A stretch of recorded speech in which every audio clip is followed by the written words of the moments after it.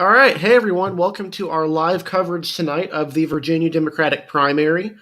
We got a great panel for you tonight. We got a great showing for you tonight as we cover these races as Virginia Democrats determine their statewide field, and some Virginia Republicans as well do some delegate races and a couple other things. So mostly this is just a Democratic night that we're going to be focusing on. I'll be your host for tonight. You probably, if you've watched us before, you know who I am. I'm the editor-in-chief here. I'm not from Virginia, and I'm the only non-Virginian on the show. So I'll be kind of leading the panel, letting people go on and talk about the state and what they're looking for. But we got a great panel for you tonight, and I'm really excited to introduce them. So we'll go ahead and start, as well as some additional guests. So we'll go ahead and start. Our first guest is Trevor Smith. He's a lifelong Virginian. He's worked on the data side of the Biden 2020 campaign from about July of 2019 until the general election. Go ahead and add Trevor. Hey, Trevor, welcome to the stream. What are you looking for tonight?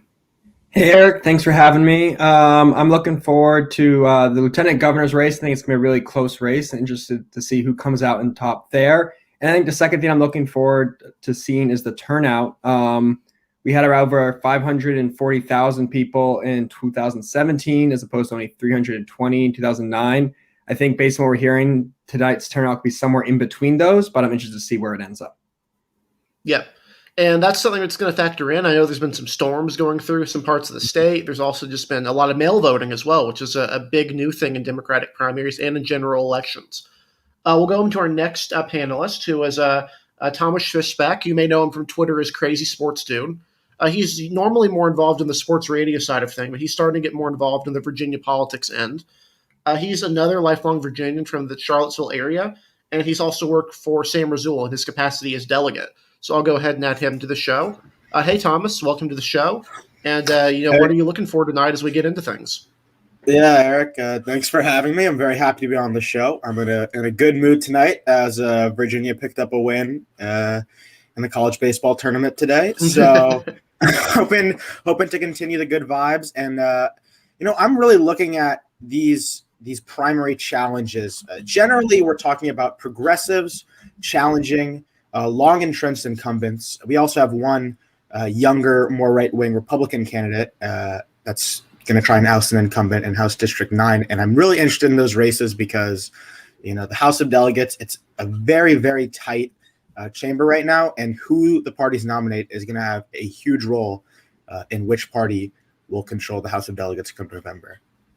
Mm-hmm. Yeah, definitely, for sure. That's a factor here because Republicans are hoping to take back the House of Delegates this cycle for probably the last time in the foreseeable future before redistricting inevitably changes things. That's an outside shot. We don't have it as likely to happen at elections daily, but it is a possibility that we're going to be keeping an eye on tonight, and tonight's results could impact that.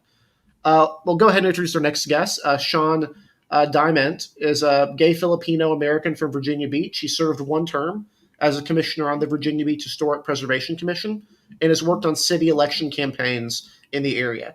He's a senior at George Mason University and is hoping to attend medical school next fall. He's also currently working as a crisis counselor and summer researcher at Ohio University's medical school, focusing on LGBTQ plus suicide prevention. So I'll go ahead and add Sean to the show. Hey, Sean, welcome. And what are you looking for tonight? Hey, Eric, thank you, and thank you for the introduction. I'm just really looking forward to seeing the results of some of these closer races and seeing, like Thomas, the progressive challengers along with the top of the ticket to see how that's all going to impact policy this upcoming general election and the tone that those candidates decide to take. Mm-hmm. For sure. We're going to be keeping an eye on that as the results roll in. And last but not least is, if you've been at Elections Daily, you're probably familiar with her, is Joanna Rowland.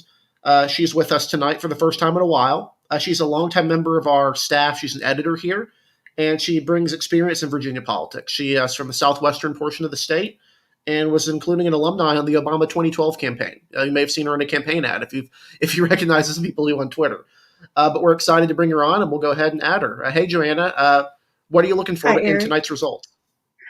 Well, I'm really excited to be here with you and Trevor, Thomas, and Sean. And I'm excited to see, as everyone is, I imagine, how the lieutenant governor's race turns out.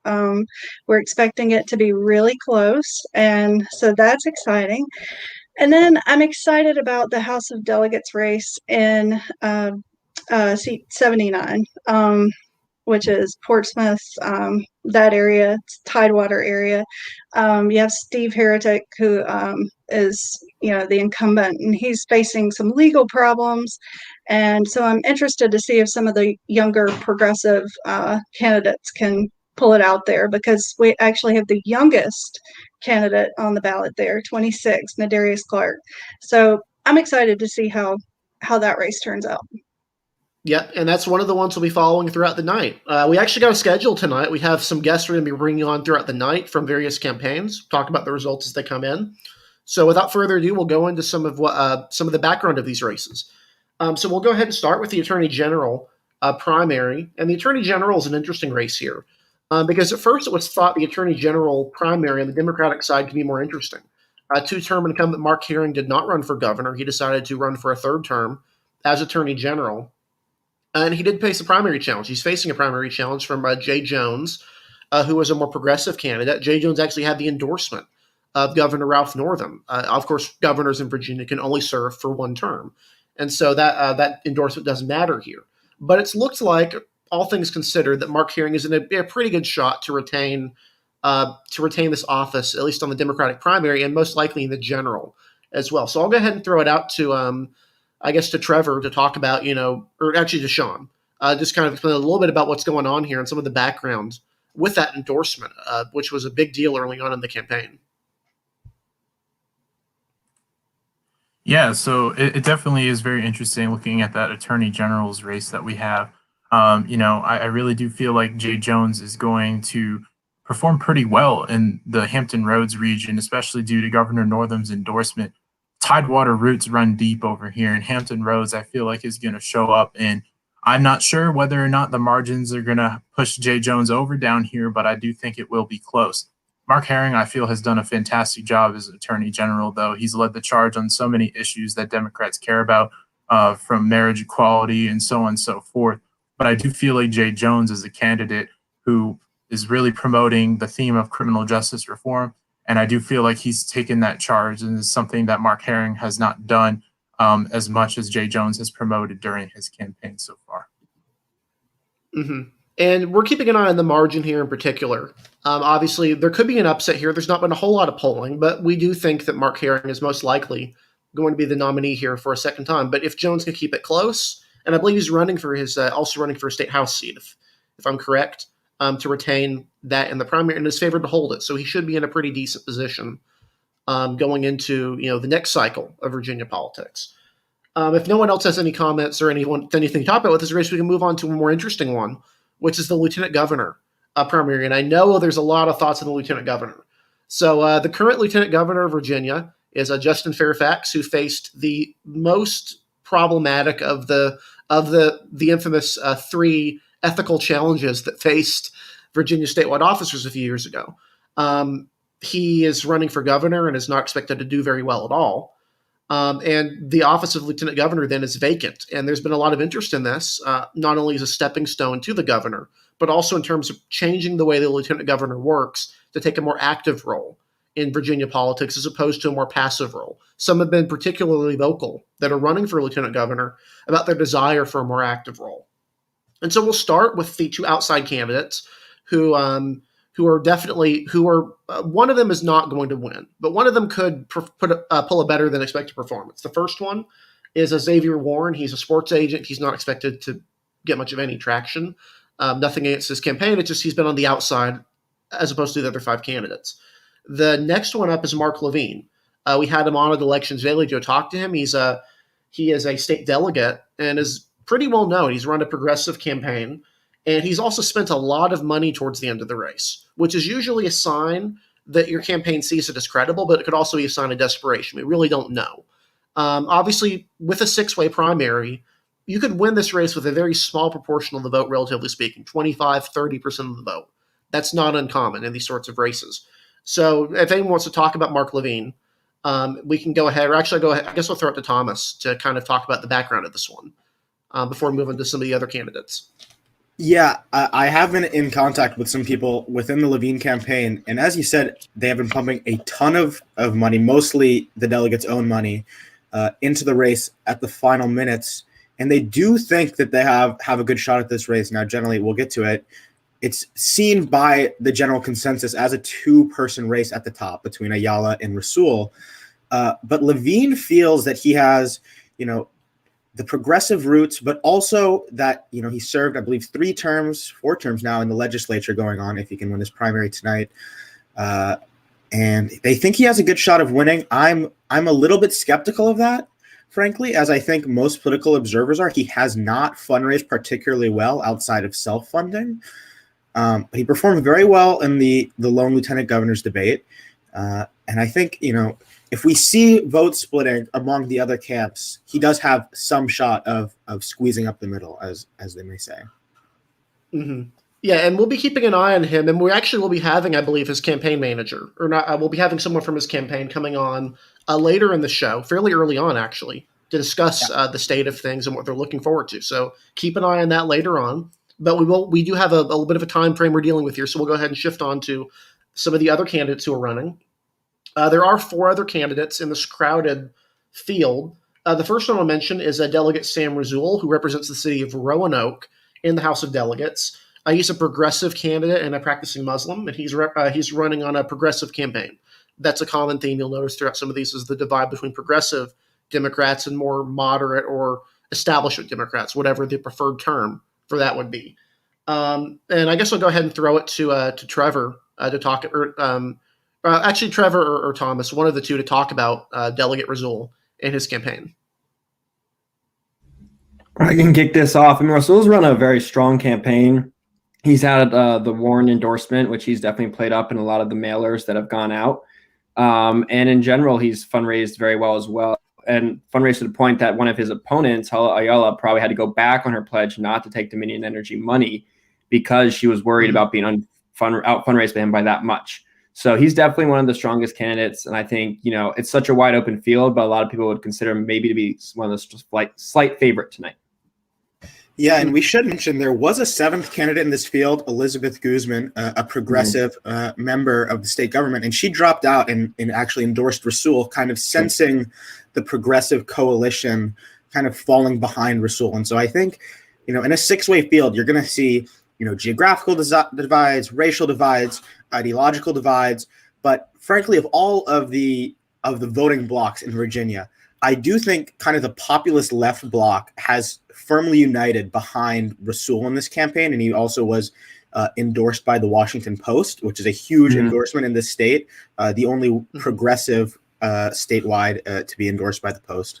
And so, as we've said, this race is frankly a who knows, but if you put a gun to my head, Razul would be the favorite. Mm-hmm. And yeah, he's definitely one of the ones. We have 5 people, obviously, we're keeping an eye on tonight as people who are credible people, but he's one of the ones that we would be very expecting of a win for him. If out of the ones, he's up at the top of those candidates. Next up, I'll go ahead and mention, since we just mentioned the Dominion Energy issue, Delegate Hala Ayala. She is from Prince William County, and she's definitely the most establishment-friendly candidate running in this field. Maybe not, or in terms of the Northern Virginia establishment. So we'll go ahead and talk. I guess I'll throw it to Joanna, to talk about her campaign and what she is. I believe she was endorsed by Governor Northam, if I recall right. Yes, she was. She was endorsed by Governor Northam. She's definitely more of the establishment candidate. I believe Razul will, stay, as we've mentioned, with more of the progressive movement, and I do think he will pull it out. But she, she's. I think her debate performance was kind of rigid. If I recall correctly, it was a little. I don't know. It was sort of like she wasn't comfortable, and I think that may have hurt her.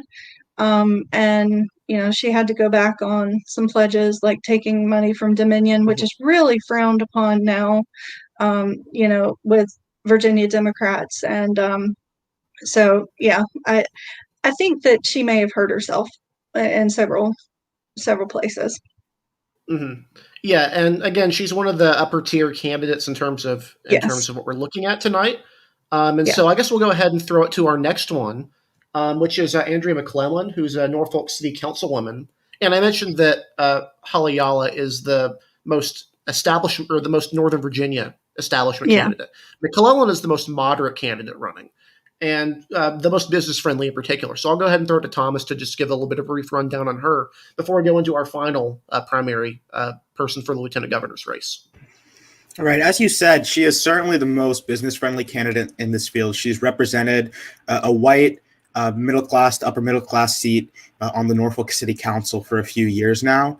I would say if you want a national political comparison, you can maybe draw a comparison to a Mike Bloomberg. She's a technocratic, we would say as an upscale moderate liberal in this race. And so I think she does have the advantage of being the only candidate from Hampton Roads in the lieutenant governor's primary, whereas there's 4 candidates from Northern Virginia. So I wouldn't count her out, but I would say she's an underdog.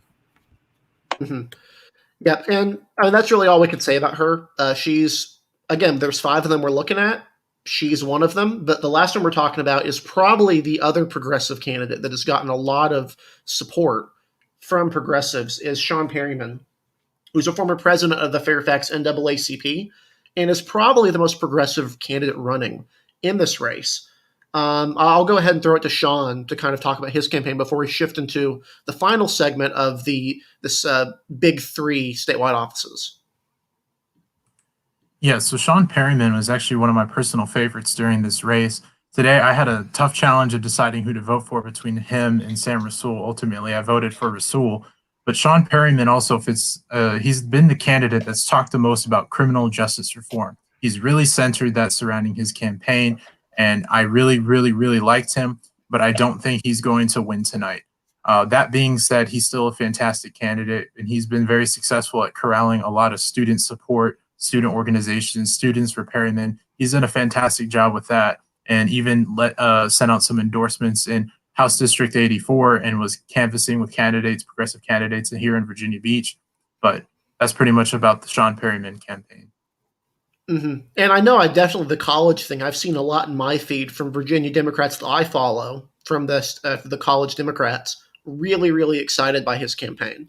And, this is one of those races. This is a first past the post race. Republicans did a convention with ranked choice voting. New York is doing ranked choice voting.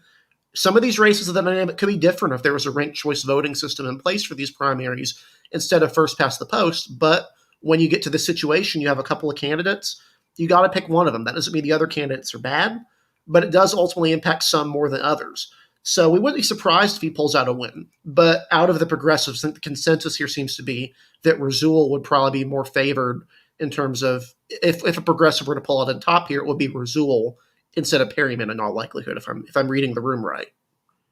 Absolutely, and I think that has to do with the wide appeal that Sam Razul has because he represents Roanoke, Virginia, that area. He's just able to really coalesce all the different styles of Democrats in the Commonwealth, and that's why I feel like Sam Razul is going to win today. Mm-hmm. And we'll be keeping an eye on all of these. This is the most interesting of the races. I think we can all agree on that. And it's going to be the one that could have the most interesting results, depending on who wins. Not only who wins, but who comes in second, who comes in third, and who comes in fifth. That's also going to be a factor here. But since we still have a little bit of time left for our House of Delegates discussion, we'll go ahead and go right into the governor race. The governor also has a crowded field. If you look at the field, there's 5 candidates running. But the thing is, the governor's race is kind of a foregone conclusion at this point, if you trust public polling.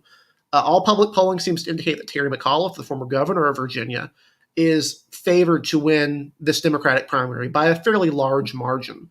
The question is, who comes up second, who comes up third, and which candidates have the least support, going into this thing. So if anyone wants to talk about McAuliffe and what he's done and what his campaign has been pushing for, we can go right into this and then talk about some of these other candidates who ran very interesting campaigns. Some of them more successful than others in terms of where they've gone. Yeah, I can talk a little bit about McAuliffe. I mean, he's kind of running as like an incumbent, even though he's not an incumbent, given that he, had the post, was governor 4 years ago.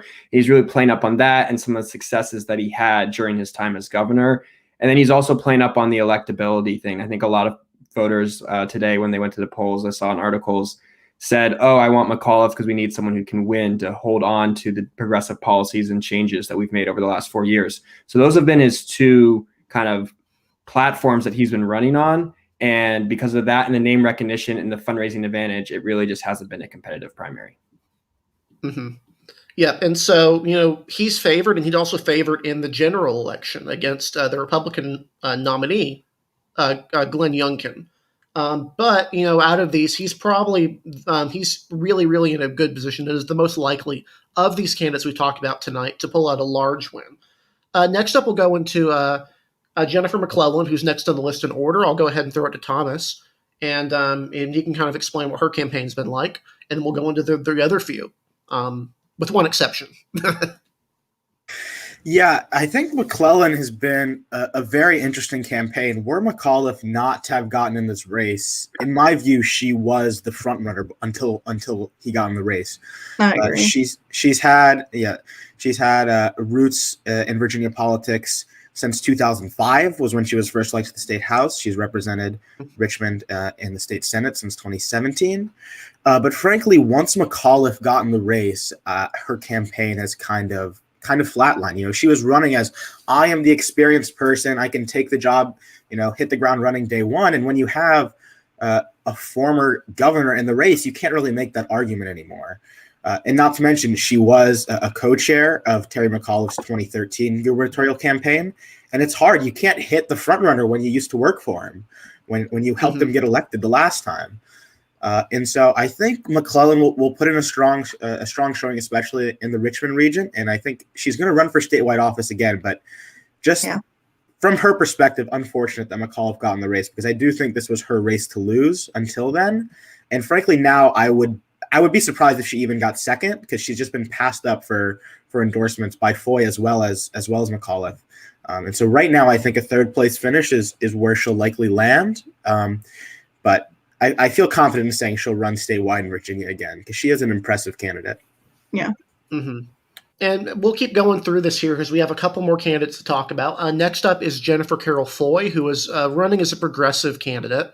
I believe Sean wanted to talk about her, but she is really an interesting one. We had her on the show. This is kind of once Terry McAuliffe entered, the race has kind of entered is kind of a foregone conclusion. But before that, that's why you saw a lot of these candidates enter. And Jennifer Carroll Foy was one of the more interesting ones running in this field. So I'll go ahead and throw it to Sean to talk about her campaign a little bit. So yeah, Jennifer Carroll Foy was my favorite and who I decided to vote for today. She is definitely the most progressive candidate that has a chance in this election. And I do feel, though, that she will not win today. I do think, I wish that we could have seen more growth in her numbers on my side, but we just did not see that in the polling. But who knows? It's still, they'll let the voters decide. Still, her issues that she raised during the campaign, I feel, were the similar theme between three candidates on the statewide elections, all about criminal justice reform. She, Sean Perryman, and Jay Jones all really raised issues surrounding the need for criminal justice reform. And I think that was really good. I do feel like she's pushed Terry McAuliffe to the left on a lot of issues. If you actually go on Terry McAuliffe's website and read some of his policy proposals, he talks a lot similar to how Jennifer Carroll Foy phrased, some of those policy choices, like ending qualified immunity, increasing healthcare access. Those issues that progressives have, Terry McAuliffe started to include that in his policy proposals. I think Foy, like I said, will not win, but she's done her job, in my opinion, as a progressive candidate of pushing McAuliffe left on some needed issues for Democratic base. Mm-hmm. And we're looking at her again as someone who's in contention to finish second in this primary, definitely for sure. We got a little bit of a time, so we're going to keep rolling through these. I will mention, since we're going in order, Justin Fairfax is running for governor. No one here really wants to discuss him for good reason. We will not be discussing him. He's not going to win. He's probably going to finish at the bottom or towards the bottom of the pack. So, the final one after him is Lee Carter, who is most known as being one of the socialist members of the Virginia House of Delegates, and he's again run a very socialist-oriented campaign. We expect to have one of his campaign officials on. Well, his campaign manager, we're hoping to have him on later in the show to talk about the campaign. But if anyone else wants to talk about it before we jump into the House of Delegates races, we definitely have a little bit of time to do that. Yeah, I can do that. Carter is one of the more surprising, politicians nationwide, but especially here in Virginia. He was elected back in 2017, to a historically very Republican seat. At the time, he was thought of as essentially a sacrificial lamb to the Republican nominee there. And he caught that so-called blue wave that swept across Virginia in 2017 to win that race. And he's, been a little bit gadflyish in the House of Delegates, frankly, but he has passed some significant pieces of legislation, including some price caps on certain prescription drugs. And he's running, way to the left. I would say clearly the furthest left of any of the statewide Democrats in this campaign. Frankly, to the left of the Bernie 2016 campaign. And it's a questionable fit in Virginia. Generally, when you think of the Virginia Democratic Party, you think Northern Virginia establishment Democrats. It's Joe Biden got 52% of the vote here in a 5-way race in 2020. So it was always going to be an uphill climb for the Carter campaign. But he got in the race late. Foy beat him out for all of the left-wing endorsements. Essentially, I believe he did pick up an endorsement from the Sanders-aligned Our Revolution group. But too little, too late. I think he was, he performed fine in the debates, but it was always going to be quite the uphill climb for him running in such an establishment-friendly state. And I would be surprised if he did not finish in last, frankly. And he's going to be in the mid to low single digits. Mm-hmm. Yeah, I think one fun fact to learn about his campaign. He was the only candidate that did not campaign in person at all during this race. He even in the last week he refused to go out on the campaign trail, citing COVID. And he is running to retain his House of Delegates seat, of course. Mm-hmm. So yeah, that's a priority as well when you're dealing with the sort of thing. Most of these officials who ran for statewide office are also running to retain their seat in the House of Delegates, which kind of leads into some of these House of Delegate races. There are, on the Democratic side, there, I believe, total in the state of Virginia, there are 17 incumbents who are facing primary challenges. Most of them are on the Democratic side. There's a couple on the Republican side we'll talk about. But some of the big ones we're talking about here are like HD 2, 9, 31, 45, seats like that, which you're going to be seeing interesting, challenges. There's always, when a state changes, there's always a situation where people are kind of caught up and then get swept away by people who are leaning more where the state is right now. And that's what progressives are hoping to tap into over the course of tonight. So I'll go ahead and throw it to Joanna to talk about two of these races, House District 79 and House District 86. So House District 79 has a really interesting race going on. Of course, we have the incumbent Steve Heretic, and as I mentioned, he is facing some legal problems from basically a scheme that allegedly built workers out of their injury compensation, like workplace injury compensation, the J.G. Wentworth type deal. So he's facing federal charges now of wire and mail fraud. So he has that kind of going on right now.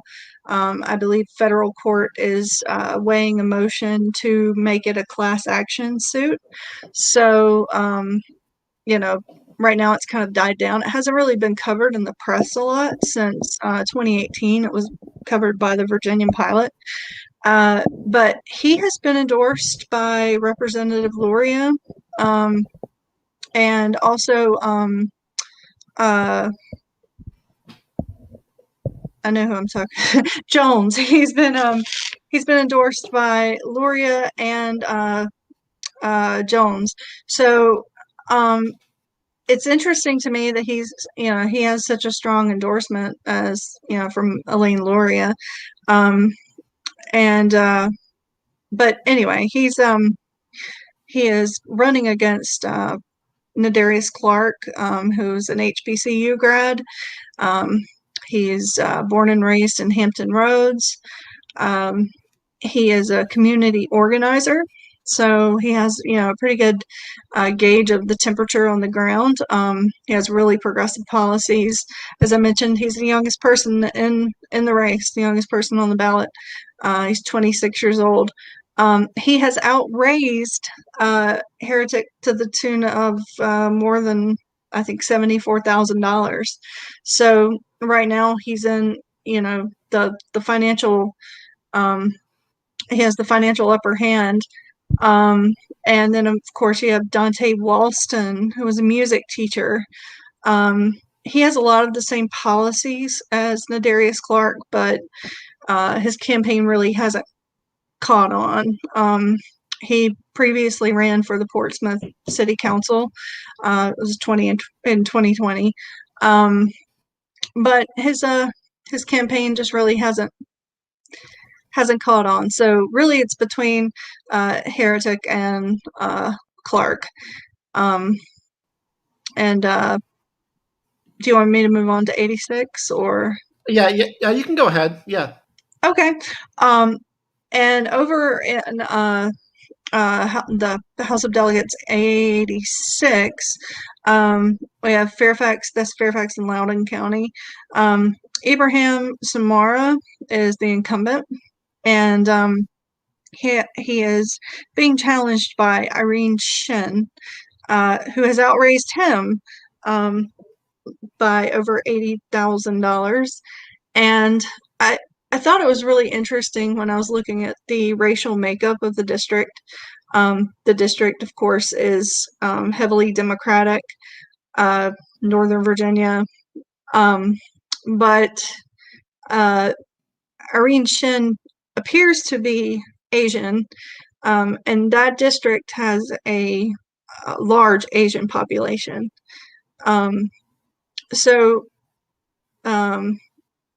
Yeah, I thought that was interesting, especially considering she has outraised him. So I kind of feel like he'll hold on to it, but we'll see.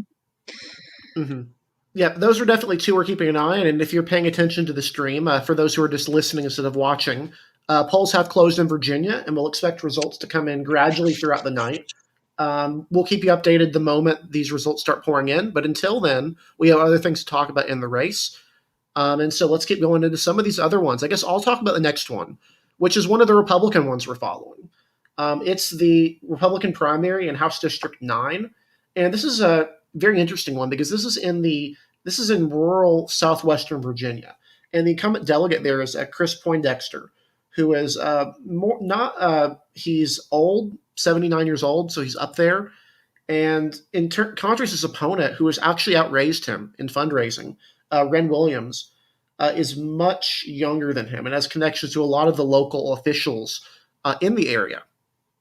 And so those are, that's one race you're keeping an eye on the Republican side where an incumbent delegate could be defeated by a candidate. Generally speaking, the fundraising side of things is important for these primary challenges. To compete with an incumbent, you need money. And it really helps when you have the age factor and you have money and you have an energy factor on your side. And in a part of the state that is changing more rapidly, the opposite direction, one of the few in Virginia that's doing that. And we'll go ahead and mention, before we go into some of these other ones, C-Analysis and DDHQ have already called several races. We'll mention them here. Jeff Bourne in House District 71 in Richmond, Lamont Bagby, HD 74 in Henrico County, and Jay Jones, HD 89 in Norfolk. These are some of the ones we mentioned were lower tier on the list, and so it's not surprising that these candidates did come out on top. We had them there because there are challenges, but they weren't seen as the more credible ones. So I guess we'll keep rolling with these primary challenges. And we'll go ahead and throw it to Thomas, who is going to talk about HD 45 and the primary challenge going on there. Yeah, this is a very interesting one. We just mentioned Jay Jones holds on to his seat as he's double filing running for Attorney General. We have one candidate here, Mark Levine, who's double filing for Lieutenant Governor. And he's facing an incredibly tough primary challenge from the vice mayor of Alexandria, Elizabeth Bennett Parker, who's run, an incredibly strong campaign. Frankly, the Levine campaign has put all of their efforts into the statewide lieutenant governor's race. He's, ignored this race in a large part. And general consensus seems to be that Bennett Parker has the best shot of any of the challengers to unseat an incumbent. She's, I believe, the only elected official that's challenging an incumbent statewide today. And then we're also going to talk about HD 50, which is the Manassas area. We've already mentioned Lee Carter. He's getting two primary challenges, actually. Michelle Maldonado is the one that you need to know. But the presence of a third candidate, Helen Zarita, both of them are challenging the socialists from the center. But the fact that we have two challengers in that race, it leads me to believe that Carter will likely survive. He survived a very tough primary challenge back in 2019. And he should win this one again. He won in 2019 by about 15 points. I would expect a similar margin tonight. Yeah. And that's definitely, these double filing candidates, again, we mentioned this before, much of the steering it, is some of them are facing challenges because people, they file for one office, people file for their office themselves. It's just kind of what happens. I'm not used to that from North Carolina. We don't tend to have that here. People file for one race and they run for one race. And if they drop out for the other one. In fact, I don't even think you can file for two at once. So that's the phenomenon that I'm not used to over here. But we'll go up into our next one, which I believe we had Thomas was going to discuss to Sean. So Sean was going to talk about HD 84 and then the Republican one in HD 83. Yeah, so the House District 84 is a very, very interesting race that we have here. So for context, Tracy LaGuide is a Filipina-American, and she announced that she was running along with one other Democratic candidate. But then a couple weeks into the race, Kimberly Melnick, historically a Republican, who even texted Shannon Kane and supported her delegate race, a Republican, decided to change party affiliation and announce her candidacy for delegate. Now, this was very upsetting for a lot of Virginia Beach Republicans, especially considering that the district, that House District 84, is 8% Asian, many of which are Filipino American. This district has never had a non-white delegate before. Tracy LaGuide would be the first, and she is perfectly qualified for the position. Kimberly Melnick is a school board member in Virginia Beach and has donated and attended various Republican networking conferences in the past. So this very much upset a lot of Democrats. Richmond Times-Dispatch even wrote a long article interviewing Gary McCollum, a former state Senate delegate, or former state Senate candidate for Senate District 7 about the issue. And this has just been a continuing issue. Kimberly Melnick received endorsements from a large number of Democratic establishments, in addition to former candidate for the seat, Karen Mallard. However, Karen Mallard was a very progressive candidate in the past and received similar endorsements to whom Tracy LaGuide received during her primary races for Congressional District 2 against Elaine Loria in 2018. It's a very interesting race, but Tracy LaGuide has done a great job mobilizing voters.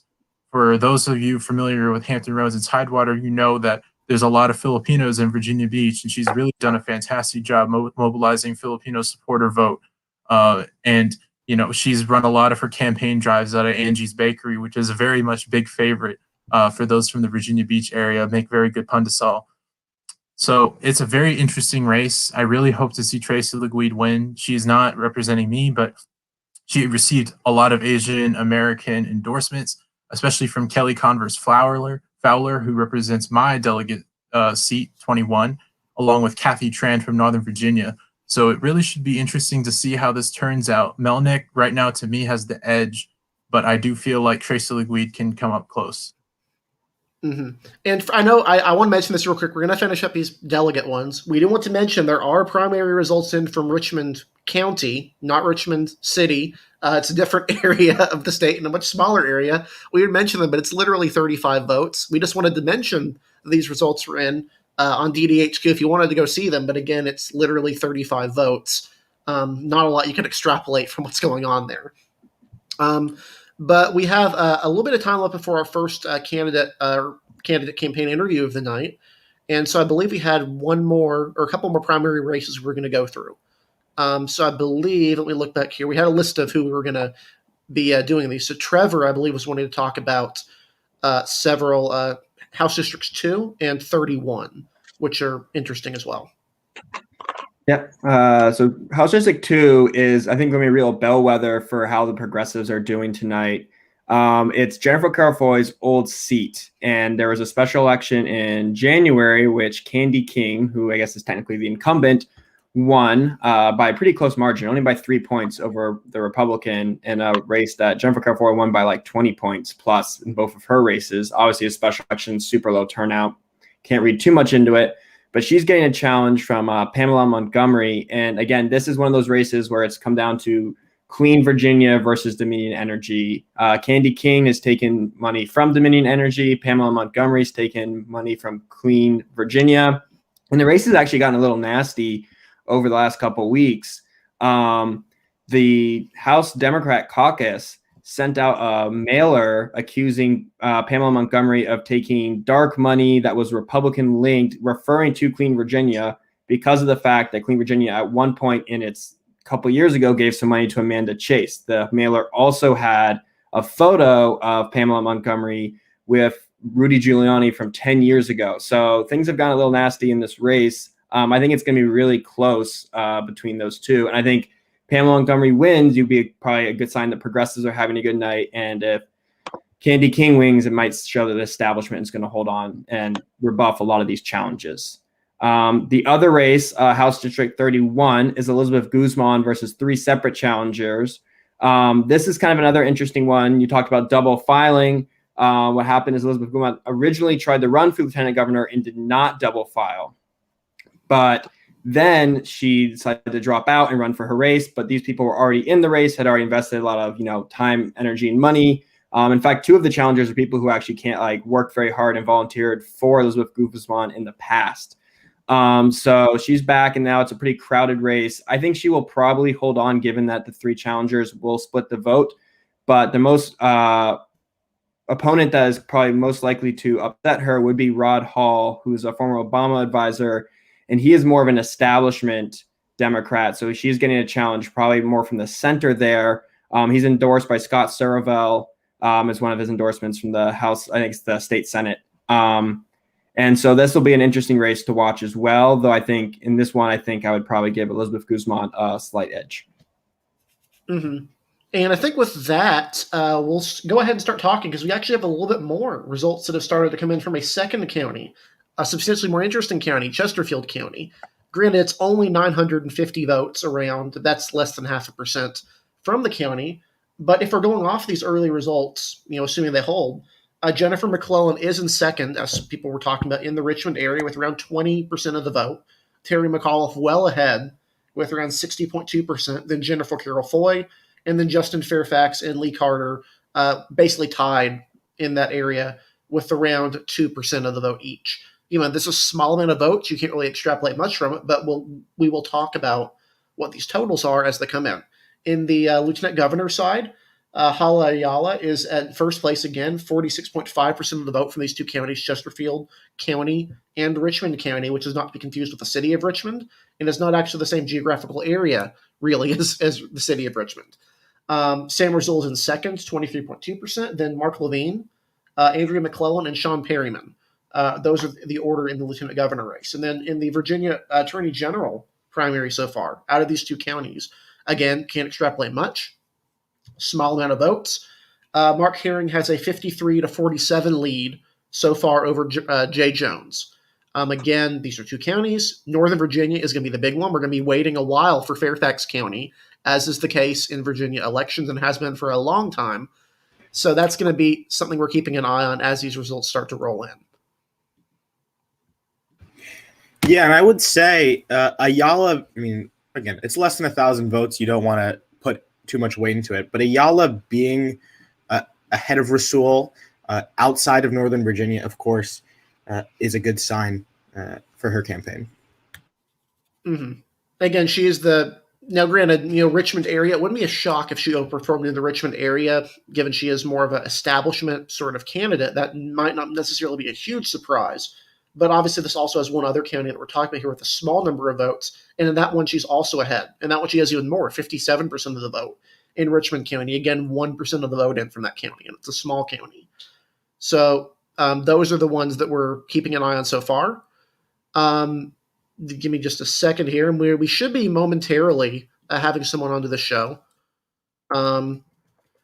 And we'll wait for him to come on, but we'll be talking with James Herman, who's the campaign manager for Mark Levine, his campaign for lieutenant governor, to talk about the race and to talk about, both the lieutenant governor and the House of Delegate races. And we're just kind of waiting for him to come onto the show and get going.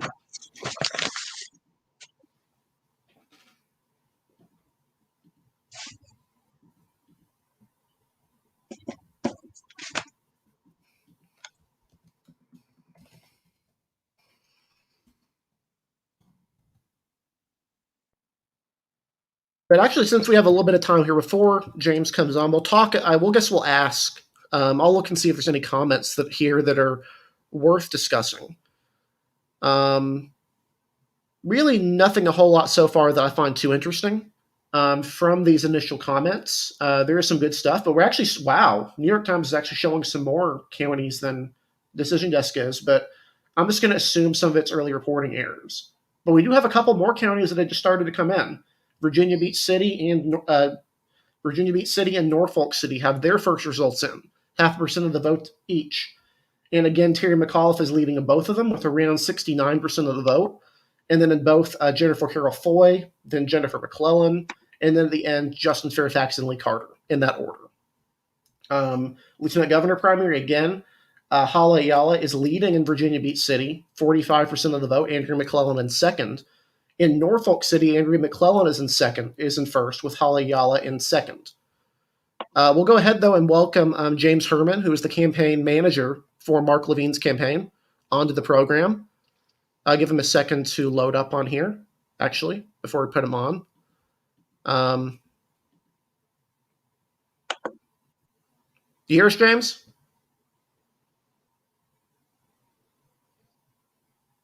Oops. I guess we had a technical difficulty. We'll wait for him to get back in again. But any thoughts on these early lieutenant governor results? I know you mentioned Ayala's primary strength is going to be coming in from that Northern Virginia area, but she seems to be doing pretty well in the rest of the state, these other major areas so far. I agree. And, if this attorney general one holds, if the results there do hold, it's looking a lot closer than expected for that race. Jay Jones is actually ahead right now in Virginia Beach City with about 1% of the vote, and he has a 51-49 lead. This one being a squeaker would be a surprise. But again, that's the area that Jay Jones has a lot of strength in. We mentioned the Tidewater area will be a source of strength for the Jones campaign. So again, we'll keep an eye on this as it goes throughout the night.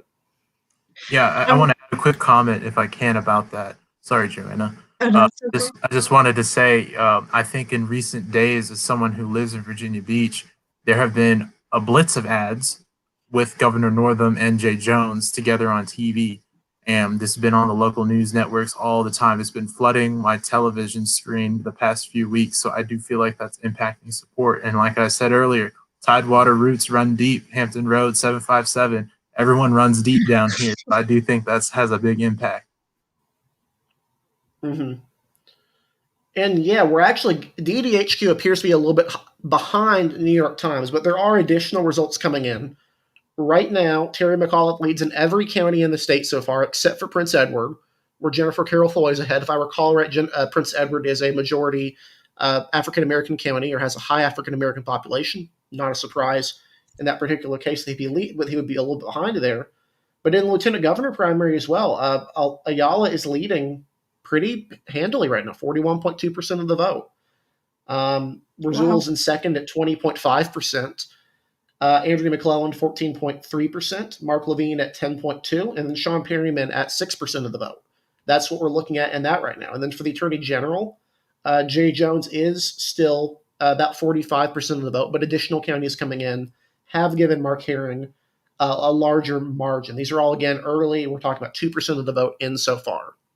Yeah. I'll also mention, I was going to mention before we go into things that most outlets have already called the governor primary for Terry Mcauliffe. This is no surprise. We feel comfortable doing so here as well. He will be the Democratic Party's nominee for governor of Virginia for a second term a second non-contiguous term. Yeah, and I mean, frankly, no surprise when he got into the race. You frankly could have called it then. I mean, Yeah. you could have called it the second he got in the race. This was never going to be that competitive of a race. I think McClellan ran a great campaign. Carroll Floyd ran a very strong campaign as well. But you have a popular ex-governor. He's got the endorsement of Governor Northam, of the Washington Post. And, I'm not surprised. And I'm not surprised we called it, 5 minutes after polls close or whatever time it is. I mean, this was always going to be a very, very easy race for him to win. And we'll talk a little more about that later, but it appears James has resolved the technical difficulties. We'll go ahead and welcome James Herman to the stream. He's the campaign manager for Mark Levine's campaign for lieutenant governor. Welcome, James. Hi, great to be here. Hi. So and thanks so much for the panel. Yeah. Oh, sorry. Yeah. Thanks so much for joining us. Thanks so much for joining us, James. How'd you do today? Barnstorming the state. I know you had told me that a few days ago you had some problems with the heat. So how was it today? Today was great. We feel confident. We had a lot of calls with voters, and we're cautiously optimistic. Mm-hmm. So I'm going to assume that you feel Northern Virginia, Alexandria especially, is going to be your best region. But outside of that, where in the state can we expect the delegate to perform well? Mark Levine has visited every corner of this Commonwealth. He was in Roanoke, and he was in Virginia Beach just this past weekend, or 2 weekends ago, rather. So Mark has bases of support all around the state. I think Mark will do very well across the Commonwealth. And so we've heard some criticism of the Levine campaign, double filing, of course, for the delegates, House of Delegates seat. Now, he was not the only one to do that. I believe 3 or 4 other candidates did the same. But he's the one that's drawn the toughest primary challenge in that race from the vice mayor of Alexandria, Elizabeth Bennett Parker. Can you talk a little bit about that race as well? And in addition to the lieutenant governor's race, how are you feeling in that delegate primary? This isn't the first time that Mark has been primary in his House of Delegates seat. We feel confident that Mark is going to do very well there. He enjoys a broad base of support across his district. We were out there talking with voters today. Voters were saying that they wanted another term of Mark, whether that's as a lieutenant governor or as their delegate again. And so when you're talking about that Northern Virginia region, I mean, there are 4 candidates in this lieutenant governor's primary from Northern Virginia. Can you talk a little bit about the contrasting campaigns in the region and your conversations with voters that, may be familiar with Mark, but also, Hala Ayala or Sean Perryman? Right. I think Mark has spent a lot of time building ties in the community over the years. Mark has done a lot of work, whether that's activism in the LGBTQI community or work as a delegate, building bridges, talking with folks, and really making a name for himself. I think voters recognize that. He's the candidate with the longest history of that in this race. And I think that stands out to voters.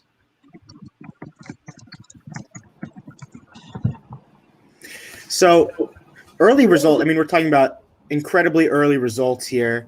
Mark does look to be in the conversation at the very least. We have 6 candidates in this race. We would expect probably the winner not to clear 50%. But can you talk a little bit about, I'm going to guess that you feel that Mark's strongest competition might be Hala Ayala, as she is also from that Northern Virginia area. Would that be, correct in me assuming that? I think this is a 6-way race. I think any candidate could shine. I think it comes down to the candidates that we're able to communicate in this race. So that is primarily, Sam Razul, Hala Ayala, Sean Perryman. But every candidate has done things to reach out to voters, and there could be some surprises tonight. But I think Mark Levine, again, has built those bridges, has talked with voters across the Commonwealth, and I think Mark Levine will come out on top. Again, cautiously optimistic. Cautiously optimistic. Yeah, it was only 7:24, but already, still feeling cautiously optimistic. So, can you talk to me just a little bit about this campaign has, I think, a little bit struggled to find its lane. Mark is someone that I think he's an outgoing guy. He seems, to appeal to a broad base throughout the Commonwealth. Generally, when you talk to people about this race, is that you have Sam Razul and Sean Perryman kind of running in the left flank, Ayala coalescing some of that more establishment support, Andrea Mclemon also in the especially in the Tidewater region. Would you say that the delegate fits more into one of those two camps, or am I correct in saying that he's kind of trying to split the difference a little bit between those two camps? Mark Levine's a progressive. He's the second most progressive delegate in the House of Delegates. Mark has a history of fighting on progressive issues, whether that's banning assault rifles or fighting for national popular vote. Mark has led that fight. So Mark is a progressive, but that doesn't mean that he can't reach across the aisle. We had an event with Sussex County Chair Susan Seward, who's an elected Republican, and a Democratic mayor in her county that would unite behind Mark. Mark is somebody that can build bridges. He's worked on dog tethering bills with Republicans. That's not the things that Mark can't agree on with the Republicans, right? Republicans are unlikely to agree with Mark on certain issues, but that doesn't mean that they can't work together. People trust Mark because he's honest and because he's not going to lie to you about how progressive he is. Yeah, I mean, I didn't mean to imply that Mark wasn't a progressive. The PCCC did list him as one of their 3 approved candidates alongside Razul and Perryman. But right now, you guys are sitting in 3rd place, and we're at, I think, 1 or 2% of the vote, and he's still feeling quite confident. I haven't had a chance to look at where those returns are coming from. And of course, and so we're waiting on Northern Virginia. That's always how it goes in Virginia elections. Wait for Fairfax. That's what everyone says. And I guess for you guys, it's wait for Alexandria. But thank you so much for joining us and taking the time. And best of luck as these results continue to come in tonight. We feel that Mark is 100% in the race right now. And best of luck. And also in his House of Delegates race. Thank you. Thanks for having me. Thanks. Yeah. Thank you. And we'll go ahead and go into some of these results right now. I know Joanna wanted to talk about Sam Razul in the lieutenant governor race is polling. Actually, he's second right now, but he's polling very well in the Appalachian portion of the state of Virginia right now. I would expect to see that. I lived in Roanoke. I live about 10 miles away now, just right up 81. So I'm fairly familiar with his popularity. He's extremely popular in Roanoke, which Roanoke is a fairly progressive city. It's kind of a, just an island in the sea of red. And so, his popularity has been, forefront in my mind as I consider how he might perform on this side of the state. So it doesn't surprise me at all to see him, really performing well here. Yeah, I was going to say Roanoke is kind of like the Asheville of Virginia. It's just surrounded by a lot of red. With a couple of college towns around it. It is. Thomas, what you were going to say something, weren't you? Yeah, I'm going to jump in here for a second. We have early results. I mean, we have to preface this. It's not even 7:30 yet. Lee Carter right now trailing his primary challenger, Michelle Maldonado, 47% to 32%. That is a very worrying early result for the Carter campaign. Yeah. Mm-hmm. And these are early votes that are coming in for the most part, although we don't expect there to be like a huge discrepancy. It's not like in actual races, right, where you have Republicans voting on election day and Democrats voting on early voting. This is just Democrats voting. And so we don't expect there to be some like massive difference between those sorts of races. Yeah. I would say the surprise I think for Joanna, me. I think Joanna wanted to say something. Yes, Joanna. Yeah. Oh, no. You can go ahead. Mine was short. I know Carter puts himself out there on social media. He is very accessible. He's the very definition of, an accessible legislator, but I've seen a lot of things that concerned me, as far as bullying of him about sexual assault, because obviously he was vocal about his own sexual assault, and I see a lot of times some really nasty things come back at him. So you have to admire at least his openness and I guess his willingness to put himself out there, no matter how things end up tonight. I think a lot about how I see him treated online, and it's pretty vicious. Yep, and that's something we don't obviously we don't like to see for any sort of candidate to deal with that sort of thing. We've seen lately a lot of politicians on both sides of the aisle speaking out about their experiences with sexual assault, sexual harassment. I believe there's been multiple, even Democratic, Republican in the House of Representatives alone that have discussed this as something that's gone on. And what it means to them, it's never right to bring that sort of stuff up to attack people. That just seems like a really not even a low blow, just like something you just should not do. Yeah, it's totally inappropriate. Exactly. And again, we have more. Sorry. I was going to say we got just early reaction. The biggest surprise to me right now is in the Attorney General's race. I mean, there's 11% in, so again, still very early. But how close Jay Jones is, I will caveat that. Where if you look at some of the counties that are more in Northern Virginia, so like Fauquier County or Clark County, which are in the periphery of Northern Virginia, but still up there. Herring seems to be doing very well in those counties. Yeah. So my guess is he'll probably be saved by the Fairfax and Arlington counties. But still, at this point in the night, I would not have expected that to be even if 11% in, that to be a 4-point race. Yeah, he's crushing it in Loudoun right now. Just as an observer from another state, there is a divide. The counties that he's doing well in right now are counties with substantial African American populations, right? Your Halifax counties, Brunswick, Chesterfield County has a large population from the Richmond area, from Richmond exurbs. I think even Richmond County, some of these counties that are along the Chesapeake Bay, Norfolk City, Virginia Beach, where he's from. The counties that have reported in so far are counties I would think you would expect to be more favorable for Jones. Whereas places like, out in the West, like Buchanan, Dickinson, these don't have a lot of votes, but they have votes. And then Loudoun, of course. Loudoun is the big one, 72%. Yeah.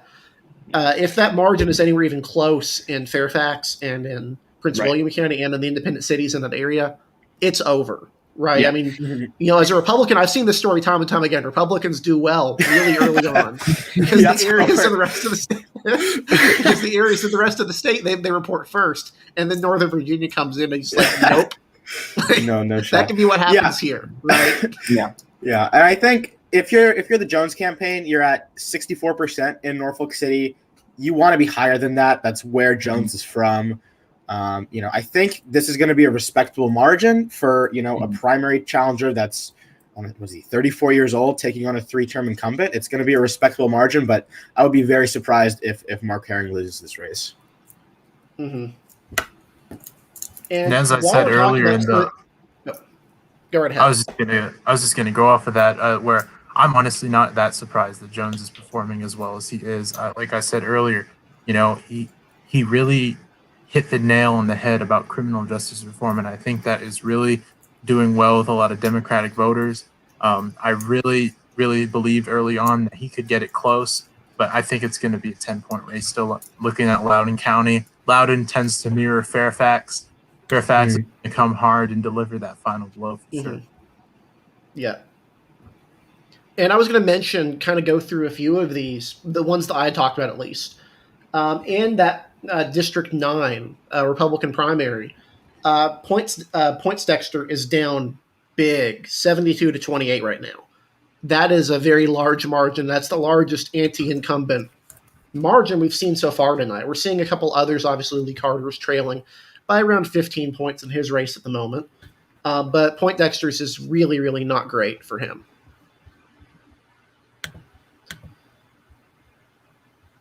And I think wow. Yeah, and I think there's some big news. We'll throw it to you, Eric. Yeah. I was going to say, we didn't expect this early.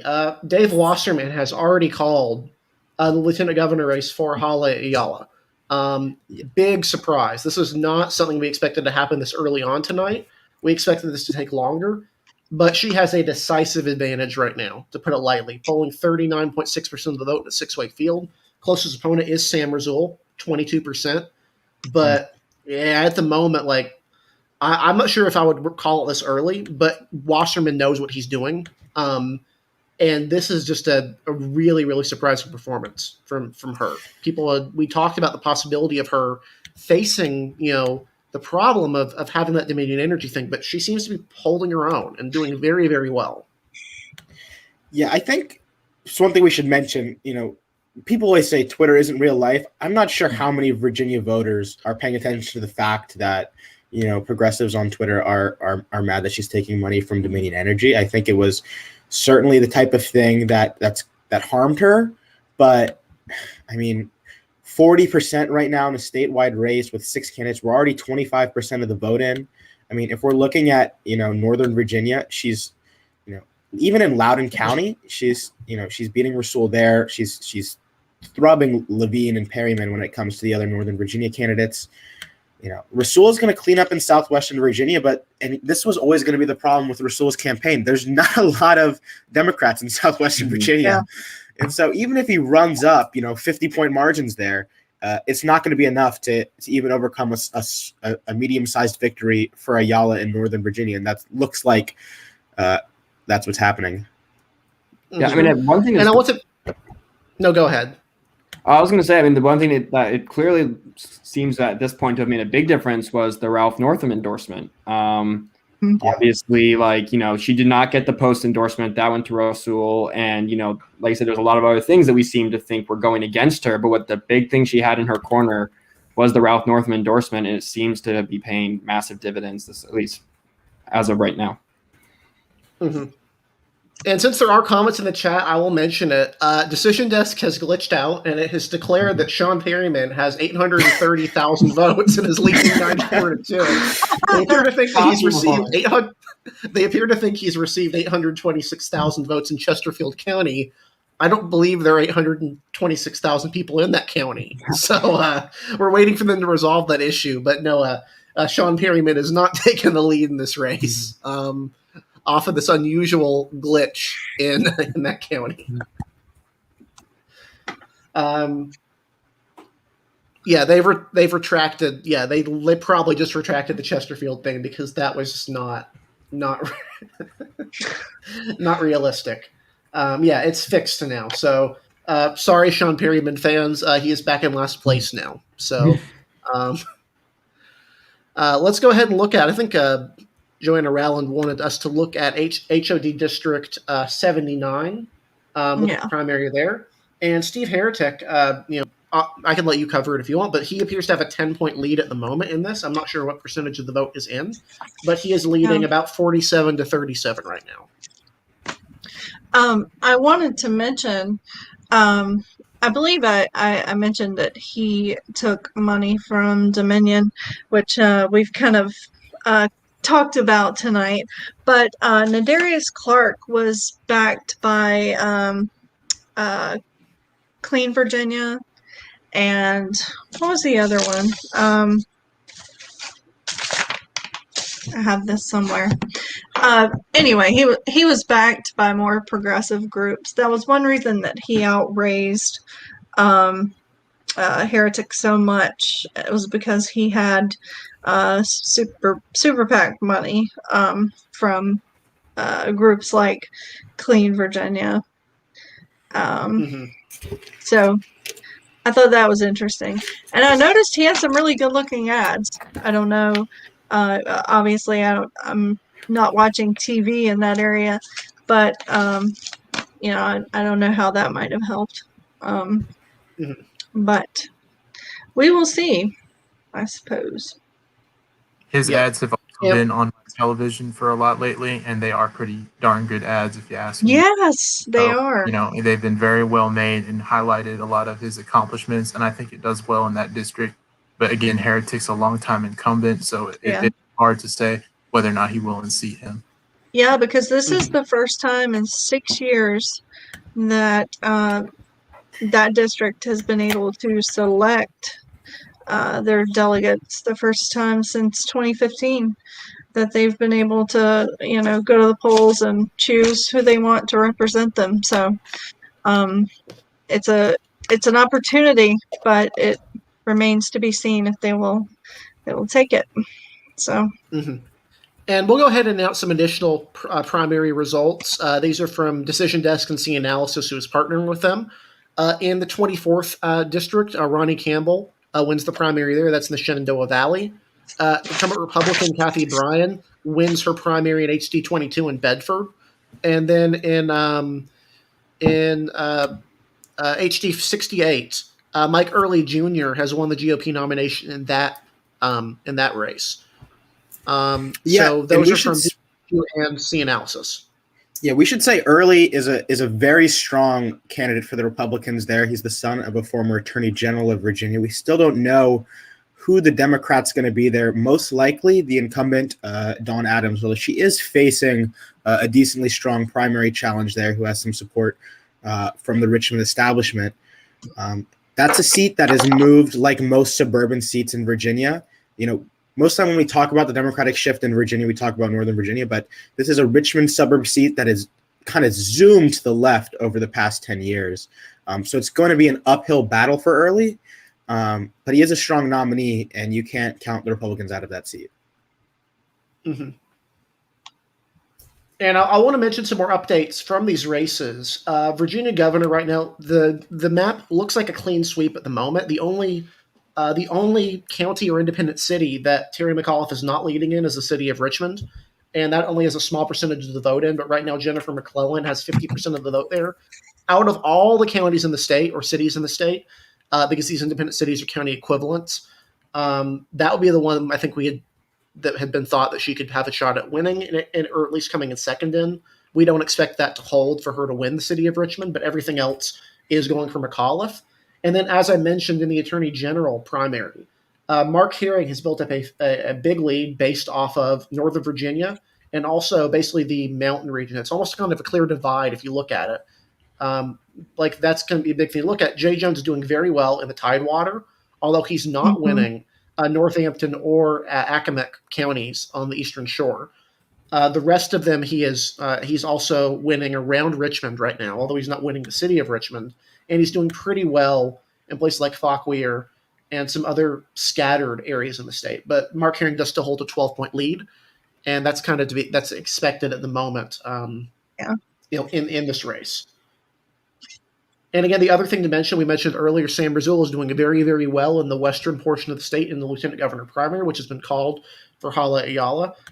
He is polling very well and is leading in most of the counties in that western portion, stretching from Charlottesville down to his home in Roanoke and then into the mountain counties, which still have some Democrats, although not nearly as many as they used to have. Yeah. The polling place was dead when I went. It was completely dead. Yeah, and we'll go ahead and mention another primary result that appears to have been called Linwood Blizzard. Fantastic name. And HD 99. He will be an underdog, obviously, in House District 99 to the incumbent Republican, but he does have an incredible name. Yeah. But who wouldn't want to vote for Linwood Blizzard? That's such a good name. This was one of the strangest primaries to me. It's a deep red seat with an entrenched incumbent, and there were 3 Democrats facing for it. So maybe they know something that we don't. But I would expect him to be an underdog. Yeah, the Blizzard is coming. Blizzard. I've seen some people on Twitter saying that asking if Linwood Blizzard was the name of the evil tycoon on the Dukes of Hazzard. I just can't get over. That's just that's just phenomenal. But we'll move on. We're getting additional results in as they come. We actually have early stuff from Fairfax. So Fairfax is giving us initial results right now, and again, nothing new has really come in. I'm wondering if Pennsylvania is a counting error because, I'm pretty sure this is an error because it seems to be in reverse. I think DDHQ is doing one of their error things because they're saying Xavier Warren is leading in Pennsylvania, which is not the case, I don't think. Also, the Washington Hala Post has Ayala that and last. too. Huh. I guess Xavier Warren's, he was kind of he's not even listed on like Decision Desk in terms of like candidates. So I'm thinking they may be using DDHQ. Like he's polling 4%, which is about half as much as Sean Perryman is. So I guess, maybe we should talk to him a little bit more instead of Perryman. But regardless, that's a weird, because most of these other ones, like Lynchburg has 1 vote in and Mark Levine has won that 1 vote. That we should expect more from Lynchburg. That's a city that's been fairly competitive recently. In Joanna's neck of the woods, in that portion of the state of Virginia. Yeah. And if you're not following along, the sites that we're using to look at these results are Decision Desk, which is partnered with C-Analysis to do the results tonight. New York Times, Washington Post as well. I've really, really liked the Washington Post election website. I've found them to be really, really. I like the way they format things, just in an aesthetic level. But those are the ones we're kind of looking at. And New York Times has a list of all of the races that have primaries. Right, which is super helpful. Yeah, it would be nice if they had the percentage of the vote that was in as well. But the fact that they have them all on the list is still pretty good. And speaking of those primaries, I mean, there is a big result. I mean, in House District 50, which we mentioned, Lee Carter's district, self-described socialist, by far the most left-wing member of the Virginia House of Delegates. We're at 9 of 15 Election Day precincts reporting with about 1,000 early votes outstanding. This is according to VPAP. And Lee Carter, he's closed the gap a little. He's still down about 150 votes, 44% to 35% to his challenger, Michelle Maldonado. That would be, a slight surprise if he was the first incumbent to go down tonight. Yeah. And I will say, since someone in the comments said it, they said that Sam Razul was getting North Korea margins out of Roanoke, and I did look it up, and he is indeed getting North Korea margins out of the city of Roanoke. He's pulling 87% of the vote. Wildly, wildly popular, as we can see in that area of the state. Yeah. The problem is that, one, it's a Republican area of the state aside from Roanoke, which again, it's stuck in that Asheville situation. We're just surrounded by conservatives in a few college towns that are a little bit larger. They're in a little bit larger than Colowee and Boone, a place like Charlottesville and Lynchburg. But, there's also not many Democrats around there. So, pulling really good margins in that area is great. But in a statewide primary, you want Hampton Roads. You want Richmond. You want Northern Virginia. You want Charlottesville over, winning really strong margins in this western portion of the state. It's just not where the people live. Yeah. And we may have our third call for the night. I'm going to report it that Dave Wasserman is saying that Mark Herring will win. Again, if you're wondering why these results are coming in when the races are close, people are just kind of looking at Northern Virginia and seeing what the margins are there. And just mathematically, like I said before, speculated before, Jay Jones is doing very well in these portions that are in right now, Hampton Roads, Richmond area. But the portion that is not in, and it is vote heavy, is that Northern Virginia area. And the margins he's pulling out of there are just not enough to, he's losing. He's at 28% in Fairfax, 28% in Loudoun, 47% in Prince William, which is pretty good. But you're not going to be winning a statewide primary if you're getting 71, if you're only getting 28% in Fairfax and Loudoun. Yeah, at least on the can't Democratic side. Yeah, people might be surprised. There's only 30% of the vote in, and he's down just over 10 points. But as you said, Northern Virginia, Herring is going to clean up there. That's where the bulk of the vote remains. A very strong campaign for Jones. He'll run again, and we already did project that he's going to hold on to a seat in the House of Delegates. Coming into the night, I would not have told you that this was the last race to be called of the 3 major statewide races, and yet it is. So that's a little surprising to me. But yeah, Mark Herring survives, I would say, a primary challenge, a very strong primary challenge from Jay Jones. Mm-hmm. And we're getting some additional reporting. Point Dexter has indeed lost his primary in House District 9, which means Republicans will have a new nominee in that district, the strongly Republican district. This is according to C-Analysis, which is partnering with DDHQ for the results tonight. That's a big – we've mentioned this before. Yeah, that's – Charles Poindexter is one of the longest serving Republicans in the state house. He's 79 years old. He represents this Franklin County district, that is rapidly, marching it to the right, as we've seen with most of rural Virginia under the Trump years. And he remained as an establishment, business-friendly Republican, and he took a challenge from a guy that was half his age, spoke more to the cultural conservative issues that are dominating modern Republican primaries, and he lost. Ren Williams is going to win the primary there, and he's also going to win the general election and go into the House of Delegates. And first of what I think will be multiple incumbents to lose tonight. I'm a little surprised that this one is the first one, but Ren Williams ran a very strong campaign, outraised Poindexter, outworked Poindexter, and that's what happens when you get caught resting on your laurels. Yep. And for those who are wondering, Franklin County gave President Trump, or former President Trump, 70% of the vote in the 2020 election, which is pretty. If you look at the string of counties in what we call the Piedmont, it stretches down to North Carolina as well. It's also coincidentally where I'm from in North Carolina is the Piedmont region. These are all very Republican counties and are generally getting redder. Very, very strong for Republicans, and they're very conservative as well. So, like he said, like Thomas said, not necessarily surprising, although the margin is really, really, really major here. I mean, that's a very, very big margin at the moment. We do have a couple other ones. The second district, Candy King, is indeed holding. She's leading there 62-38, which is a good margin for her there. Most of these other primary challengers are not close. Elizabeth Guzman is leading hers against Rod Hall by about 27 points at the moment. 17 points at the moment, 53-36. And most of the other ones are not fairly close as well. And it looks like Tim Cox will retain his district 51. He's leading, although that race has not been called yet, but he is leading in his race there. We should say he's a challenger. He's a Republican challenger to a Democratic incumbent in that race. But he was, that was a seat the Republicans think that they can win back. It's a Northern Virginia seat that's moving to the left, but there is a Democratic nominee there that's very strong, Brianna Sewell. This is Hala Ayala's old seat. The now nominee-elect for the Democratic Party. A former staffer of hers is the Democratic nominee in that seat. Tim Cox will try to win it in November. I will say, in my view, he will be an underdog. But he is a fairly strong nominee for the Republicans. Mm-hmm. And, it does look like some of these other ones. Oh, sorry. Go right ahead.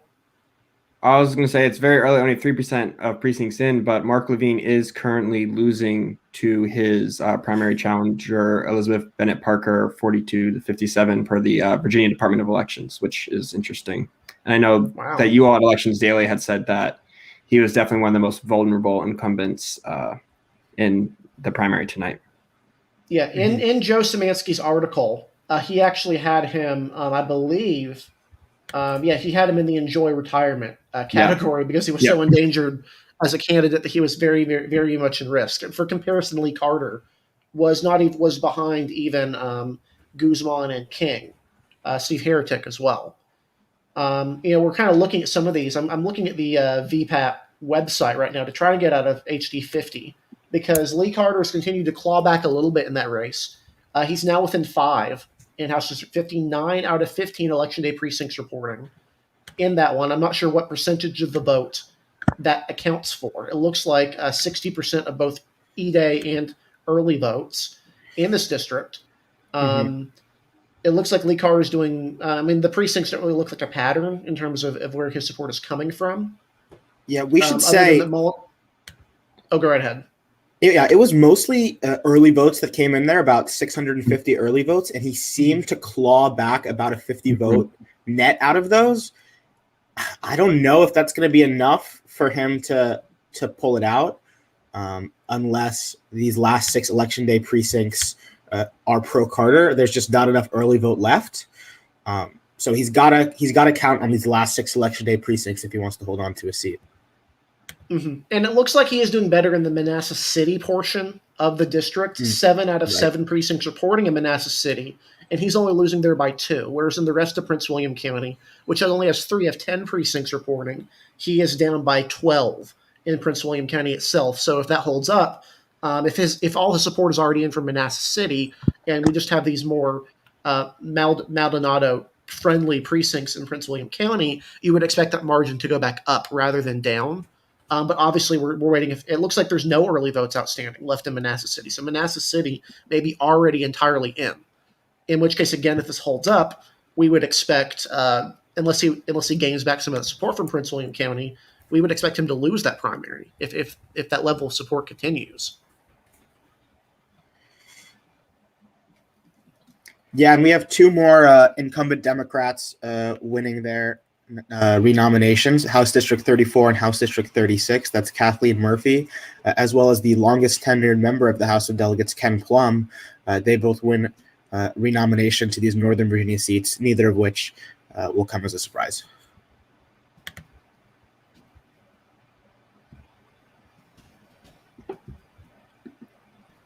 Joanna, I think I see you talking. You're still muted.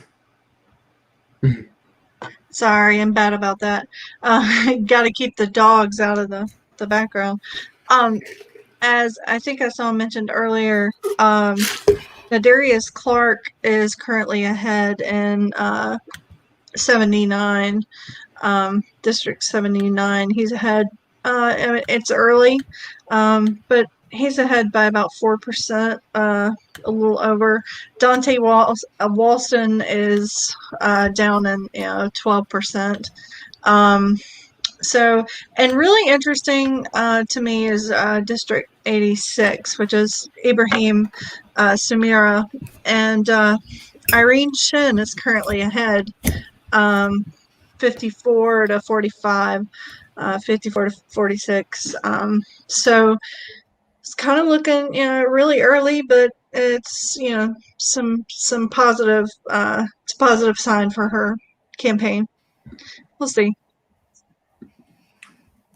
And in mentioning the Hampton Roads area, I want to bring up House District 84 for the Democratic side. Currently, Kimberly Melnick retains a lead of about 12% with 50% in. It looks like I personally feel, knowing that district, it will probably, and this is not a projection, but I feel like Melnick's in a great position right now. Interestingly, in House District 83, I want to bring up for our Republican viewers tonight as well. Dr. Stolle, former delegate of 83, is currently behind Tim Anderson. Tim Anderson's been running a lot of ads as a strong conservative voice on the radio ads here in Virginia Beach, Hampton Roads region, on all stations. The pop station, Hot 105, along with easy listening stations. He's run ads saying he's a strong conservative.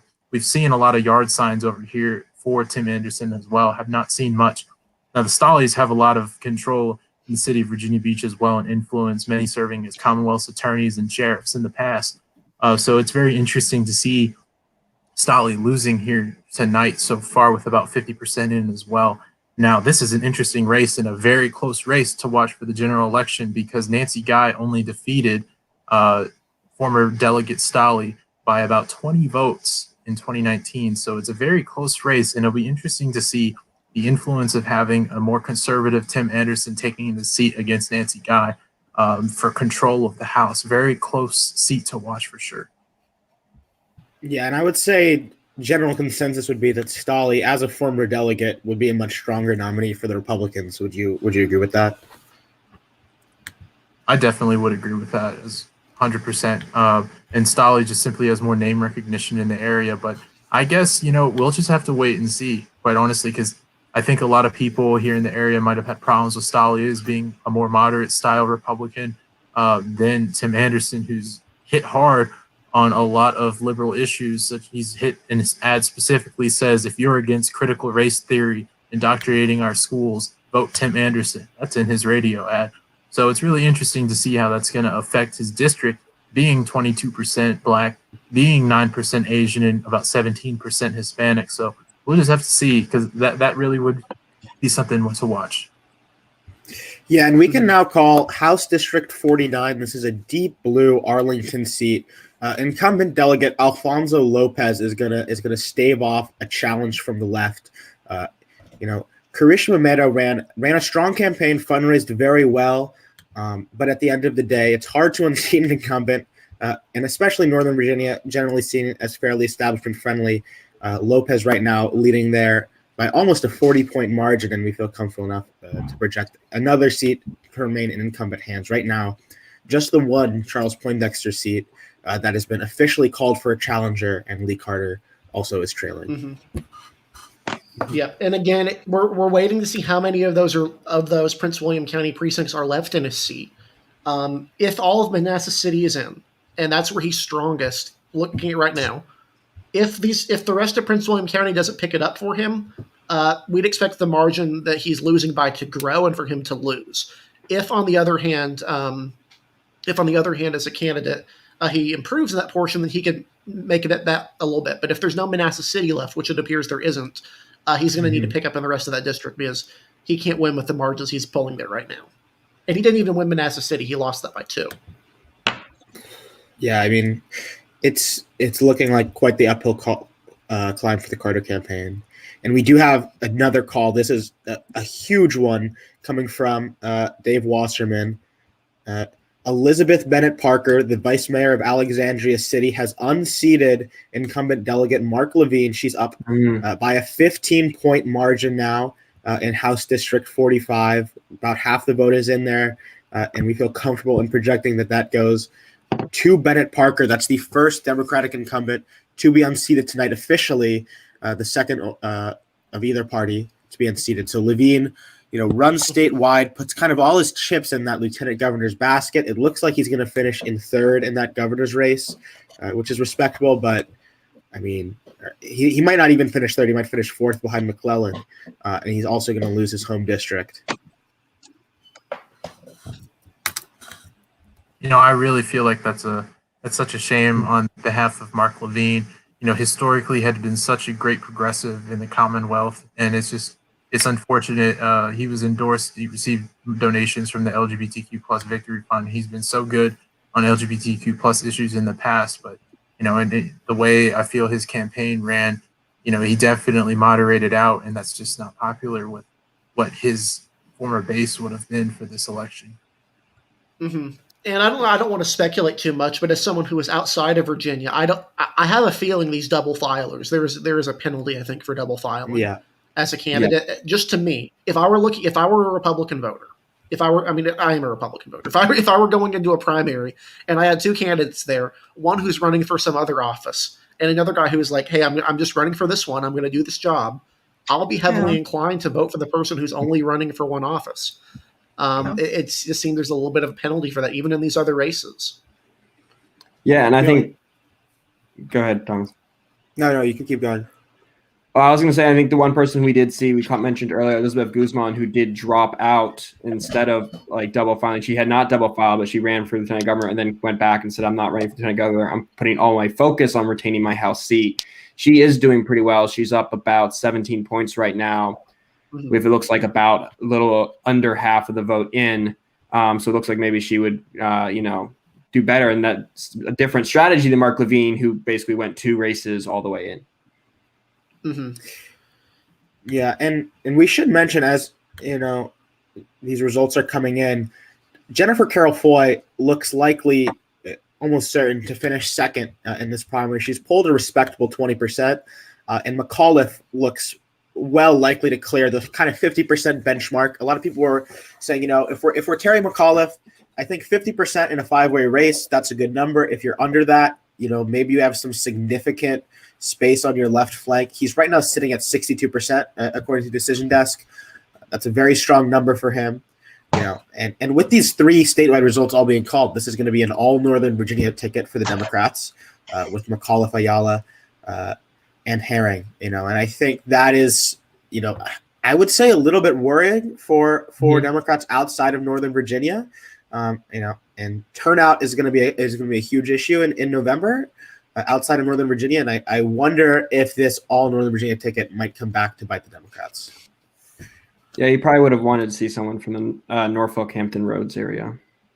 Mm-hmm. If you're it just kind of grand strategy speaking to make sure you get the turnout up in that area, and that's kind of what Andrea Mclemon actually was running on. She was like, "We need someone on the ticket representing us down here." then she's obviously not going to pull it out. I would say, though, even though Mcauliffe might not be from Hampton Roads, I do think his ties are really, really deep in this area as well. He received nearly all endorsements from all legislators down here. And I do believe that Governor Northam, having pretty much redeemed himself from his scandal back in 2019, his endorsement carried a lot of influence. If you look towards the results in our area down here in Hampton Roads, you see in Virginia Beach, he's pulled 68% of the vote, 66 in Norfolk, 72% in Portsmouth, which is a very strong African American population. Mm-hmm. He's done phenomenally down here, and I'm not too concerned about Democratic voters down here showing up for him in the upcoming November election.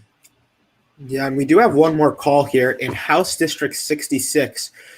Katie Sponsler is going to be the Democratic nominee. Now, this, apt Virginia political observers might know, this is the seat that was once held by Republican Speaker of the House of Delegates, Kurt Cox. He resigned his seat to run for governor. He ended up losing that at the Republican convention. Now, Sponsler ran against Cox in 2017, got just 36% of the vote.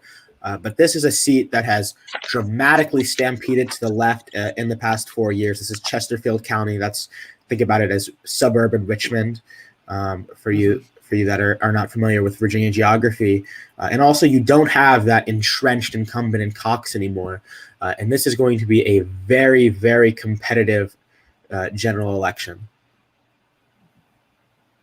And frankly, one of Democrats' best opportunities if they want to make gains in the House of Delegates. This is, I think, got to be at the top of your list of seats to look at because you have a retiring incumbent. And Sponsler is a fairly strong nominee.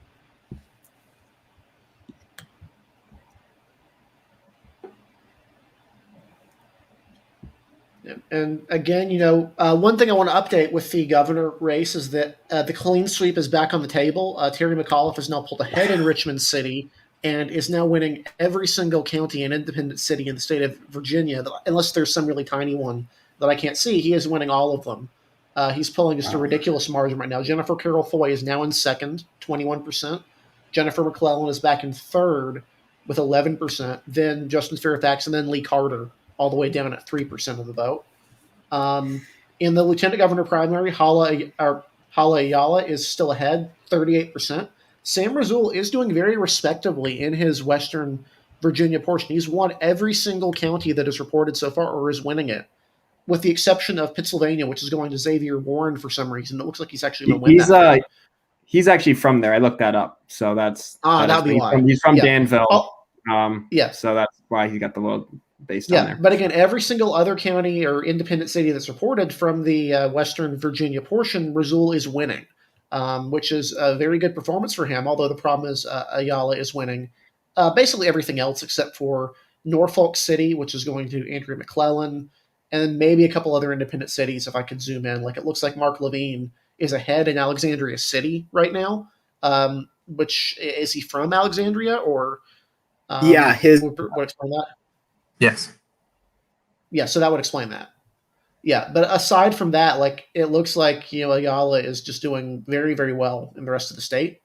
And then again for Attorney General, Jay Jones. They list him as Gerard Jones. He's winning Roanoke, the county of Roanoke, and he's winning a lot of these rural counties in the Piedmont and the southern Virginia portion. If you're familiar with the middle portion of right past the mountains. So we're talking these rural counties, Brunswick, Greensville, areas around there, Pennsylvania, Halifax, as well as the Hampton Roads area. He's now leading in Accomack County. The problem is, again, Mark Herring, it's been called for him. He's winning basically everything else, including the crucial Democratic stronghold of Northern Virginia, as well as the city of Richmond right now. This night, I want to say is frankly, if we have a big winner from the night, I've got to say that it is Ralph Northam. Mm-hmm. I mean, the Hala Ayala campaign, I did not think, frankly, that it was a particularly well-run campaign. I did not think that she did particularly well in the lieutenant governor's debate. She did not fundraise particularly well, especially compared to Sam Razul. And I think you have to chalk up this win, in a large part to that Ralph Northam connection. They worked together very closely. She was, a very active member of the House of Delegates. and Jay Jones. Performed extremely well for someone taking on a 2-term incumbent. I think that also goes to show the power of the Northam endorsement. And so this is a guy that the entire state Democratic Party was calling for his head just a few years ago. And he is now overwhelmingly popular with Democratic voters, upwards of 80-90% approval, over 50% statewide.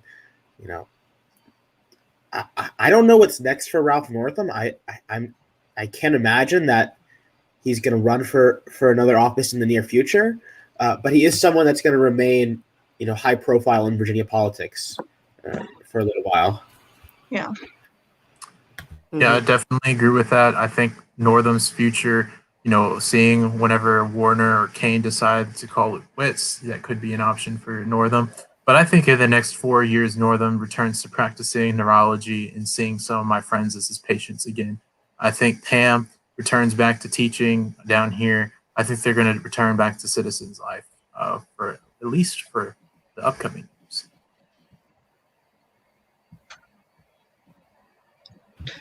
And one thing I want to mention that I saw from sorry. Yeah, Northam's turnaround from the whole scandal thing, and Mark Herring, because Mark Herring had the same, basically the same scandal happen. Both of them, their redemption, but especially Northam. Northam, became basically a progressive hero, and he sounds, it's really interesting because he sounds so folksy. When you hear him talk, he's, he doesn't sound like he would, be as progressive as he is. And, he's really, his turnaround has been interesting to me. He's really been a good governor. And I definitely understand his approval with Democrats, because he definitely has, like I mentioned the other day, the abolishing of the death penalty, first Southern state to do that, LGBT rights. He's been extremely strong on all of these issues that, really matter to Democrats. So, I will be interested to see where, what happens next with him. Something I want to.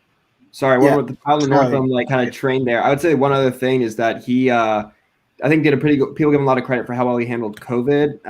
Look a lot at COVID. I think Virginia something is 46th in the nation in deaths per capita from COVID, and I think a lot of people give him a lot of credit for his leadership. And it's not, a not populous state. Northern Virginia is very populous. You have Richmond, Norfolk, a couple of real cities where things could have gone wrong. He did a really good job leading us through the pandemic. And I think voters are trusting him then with his endorsements tonight. It's true. Yeah. Helps to have a doctor. Yeah. Something I want to mention real quick. We were talking about the potential statewide sweep for Terry McAuliffe. And the one city I'm watching is the city of Charlottesville. It's not because it's my home city and I'm biased.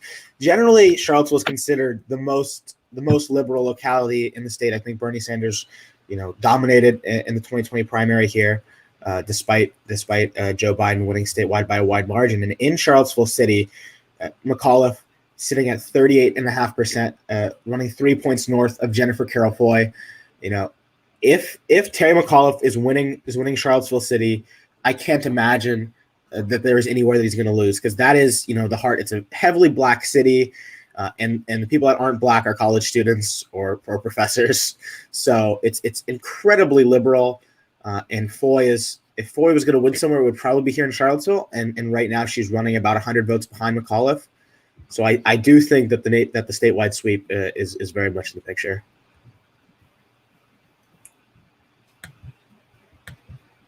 Oh, you're muted, Joanna. I'm so sorry. I trying to prevent background noise here. I want to mention keeping an eye on District 79. Nedarius Clark has really pulled ahead. There, we're looking at 47% to 39, well, basically 40% for Steve Heretic. So, he's really pulled ahead now, and we're at 10 out of 16 election day precincts reporting. So, you know, he's really pulled ahead there.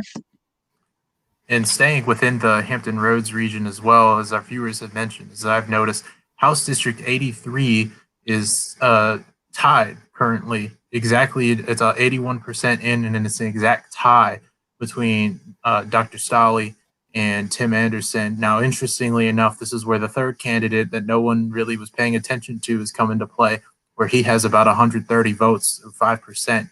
And it's just very interesting, what would have happened had he not been in the race, where this race could go. So very close election. And then while we're in 83, let's swing around to 84, where it is now a 6-point margin for Kimberly Melnick, school board member Melnick of Virginia Beach, against Tracy LeGuide, with about 55% of the vote in. Let me just double check that. Yeah, 55.6% of the vote in. About 110 votes separate the two currently. So still really anybody's race currently.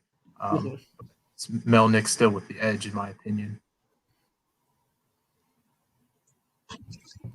Yeah, and right now, I mean, this is just kind of moving around the governor's map right now.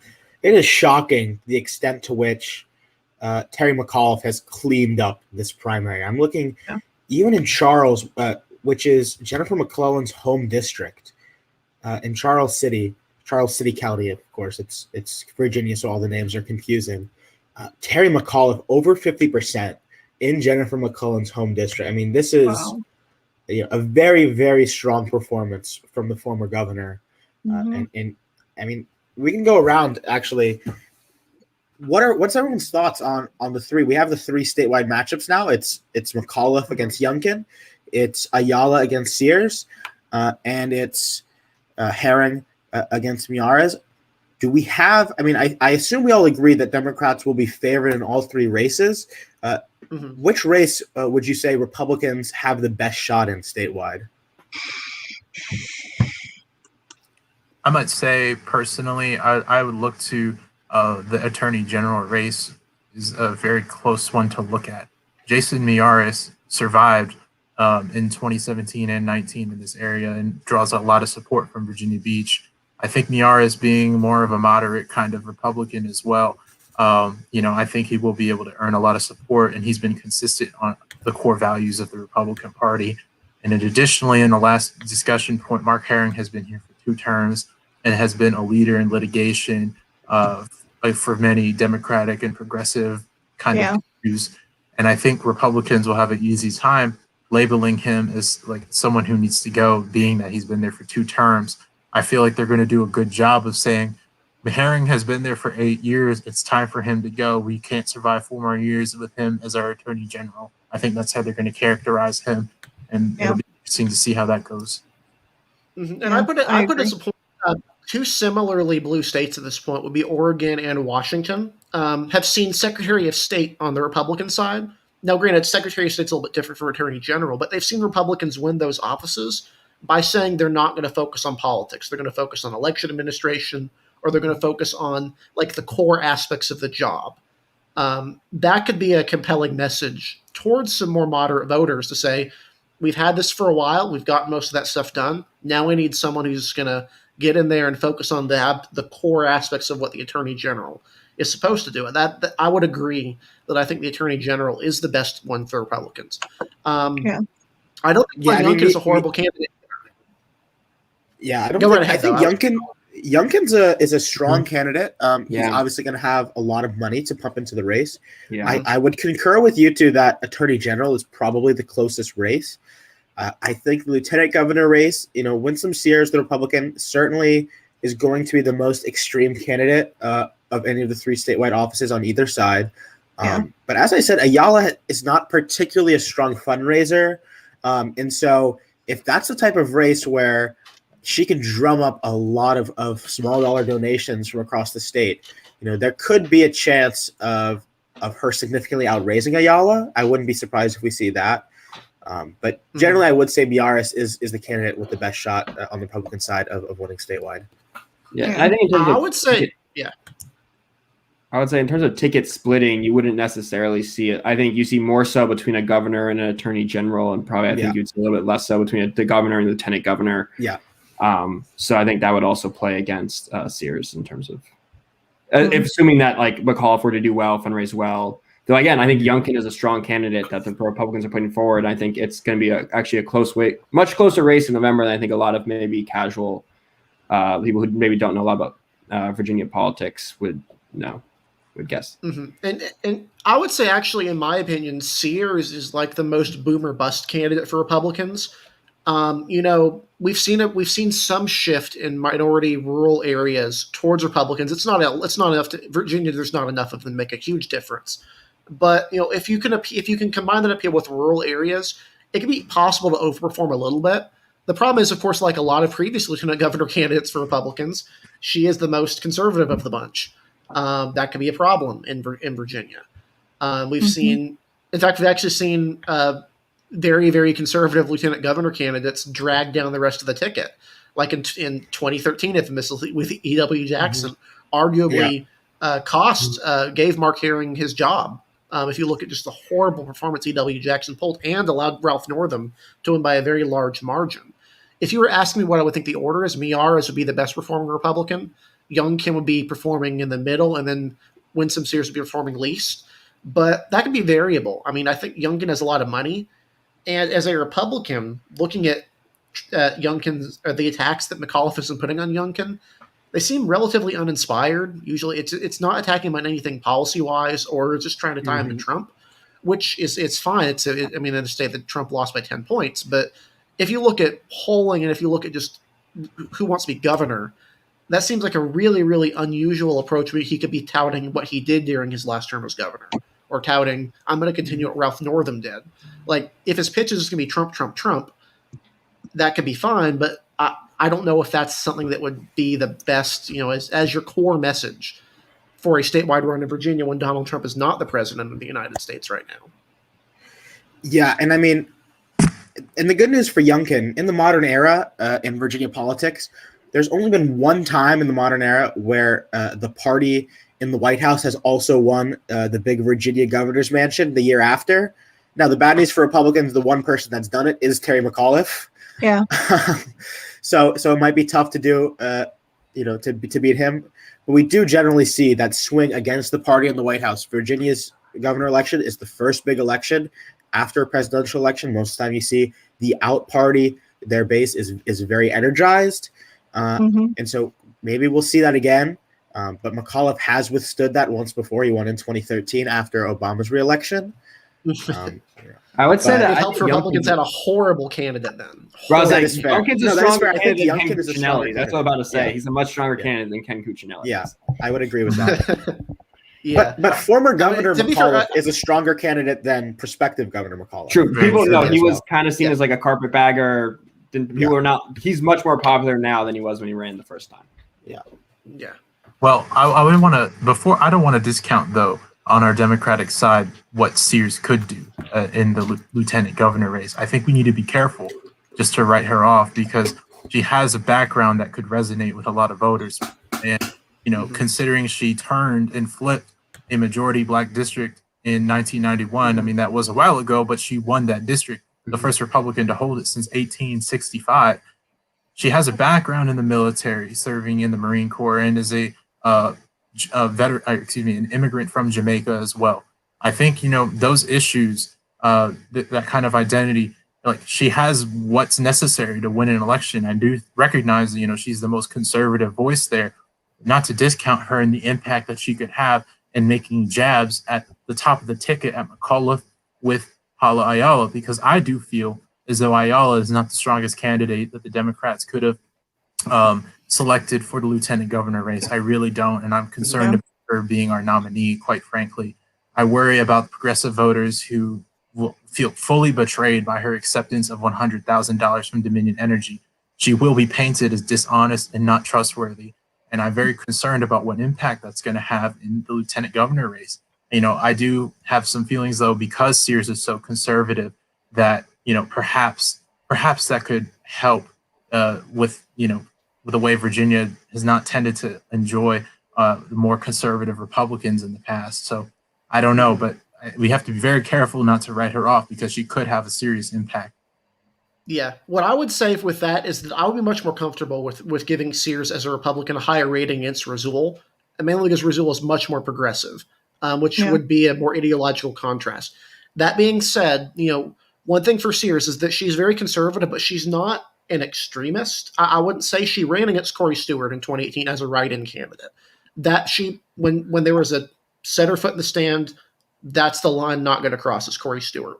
That's something she could point to voters to say, yes, I'm conservative, but I wasn't fine with. I wasn't fine with that guy. Like basically drawing a line in the sand at the form of extremism in that regard. I'm not sure what her stance is on Trump and on some of the stuff he did after the election. I would bet she's much more extreme on those issues. But in terms of at least 2018, that is something she can credibly say that she did as a counterbalance to that. But I do think running against a more moderate candidate hurts her in a blue state at this point, which is what Virginia is. Yeah. And right now, I'm looking at, we've called the 3 statewide races. We've called 15 of the 25 competitive primaries. But right now, I'm dialed in on one race right now, and that's House District 79. Joanna's been talking about it a lot. Yeah. Nedarius Clark remains ahead by about 9 points. We have the majority of the vote in there. Mm-hmm. Yeah. But it's still only about a 250 vote margin. He's 26 years old. He's a progressive. He's a black man running against an incumbent, Steve Heretic, who voted against the banning of no-knock warrants, voted against ending qualified immunity, various police reforms that were called in the special legislative session. And he's been running.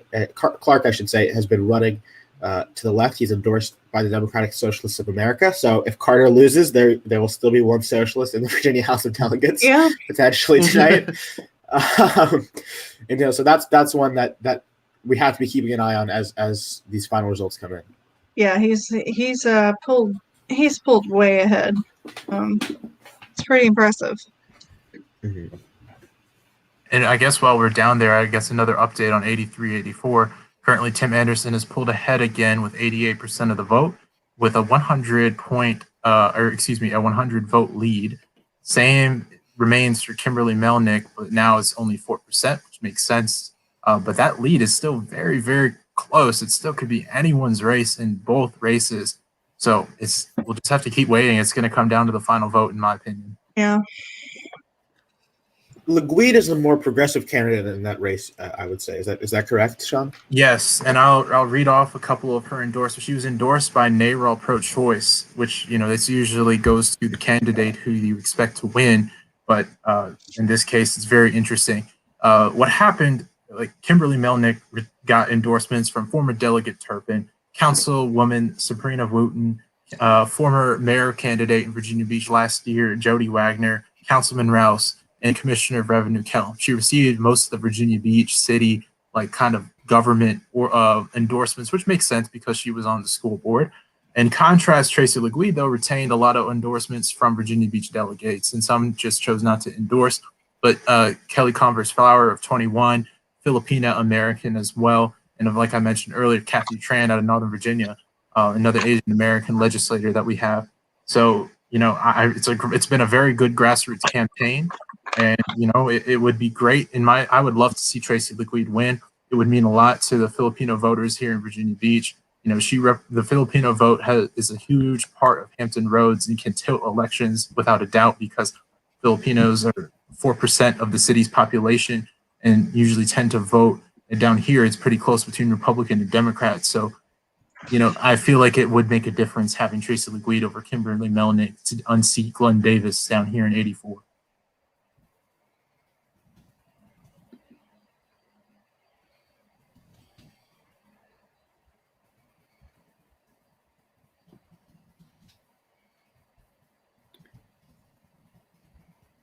Yeah, I guess just circling back on some of the House districts I was keeping an eye on. Guzman is still up by, I saw 16% in House District 31 over Rod Hall. And Candy King looks to be running away, though I think there's still some early vote coming in, but she's up 30% over Pam Montgomery. So that, again, is another progressive. That Candy King, remember, took the money from Dominion, and Pam Montgomery was Clean Virginia. So that's another situation where the kind of more establishment candidate won out, or appears to be winning out tonight. Yep. In House District 2. And one thing I wanted to mention since we're at the 2-hour mark, if you haven't already, please subscribe to the channel. We post these primary streams all the time.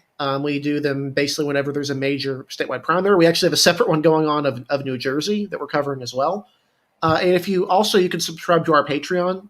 We have a Patreon account. We have a Discord server. Some other stuff helps us continue to grow the site where we are. Otherwise, just follow us on Twitter. Follow all the guys here. They're awesome. You can find their links and Joanna's link at our Twitter account. We posted all of their social media accounts when we announced the stream. So again, thank you guys, and we're going to keep going for a while longer.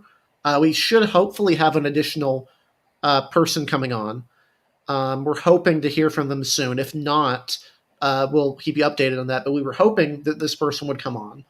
And we think they may, because the person's doing very well in their primary. So hopefully, hopefully that person holds up. Let's just say we had one person that was potentially coming on that is not doing very well in their primary, and they have.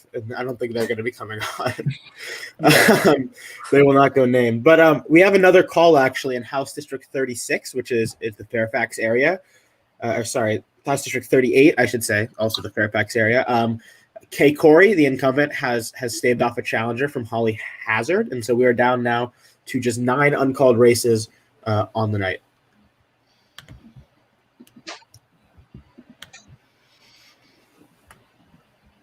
And we're continuing to look at the odds of the statewide sweep. Again, Terry Mcauliffe is still leading in every county and city in Virginia. He's still up by 3% in Charlottesville. We haven't seen any shifts in that area.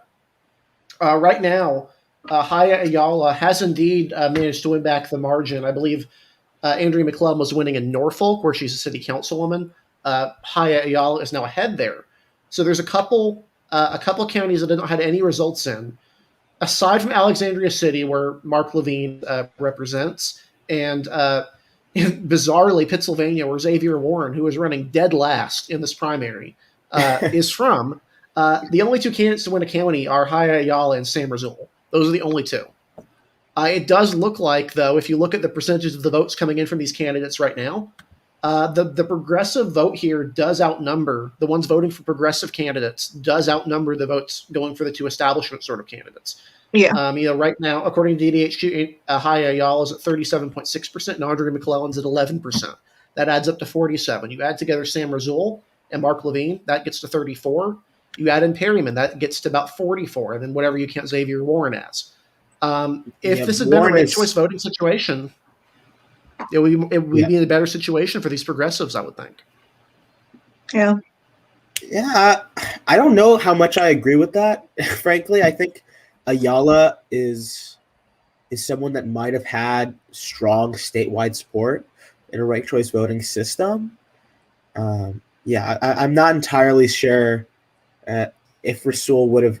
I mean, generally, when we talk about ranked choice voting, that helps the more establishment-friendly candidates. So I push back a little bit there, but it is interesting. I mean, 38% is quite a strong performance, so I would imagine that she could have cleared 50 with ranked choice voting. But it's certainly a question that's worth asking. I mean, Republicans ran a ranked choice voting system for their primaries, and Democrats didn't. And frankly, I'm a little disappointed that Democrats have not shifted to that in Virginia. But that's life. Yeah.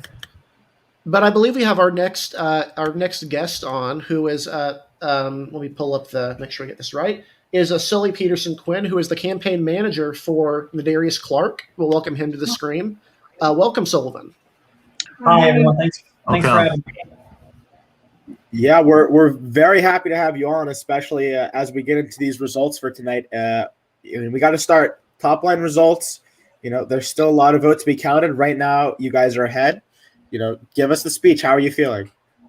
We're feeling very excited. I'm here back at our sort of office with the rest of the team, just taking in the results as they come, precinct by precinct, trying to figure out what precincts are left to go, where we think our votes are going to be strongest, still yet to come in, and where we are maybe expecting lower turnout for our supporters. So just trying to weigh all that against itself and sort of make a game plan from there. But everything we've seen so far is very exciting, and definitely I think puts us on a really exciting path for the night. Definitely.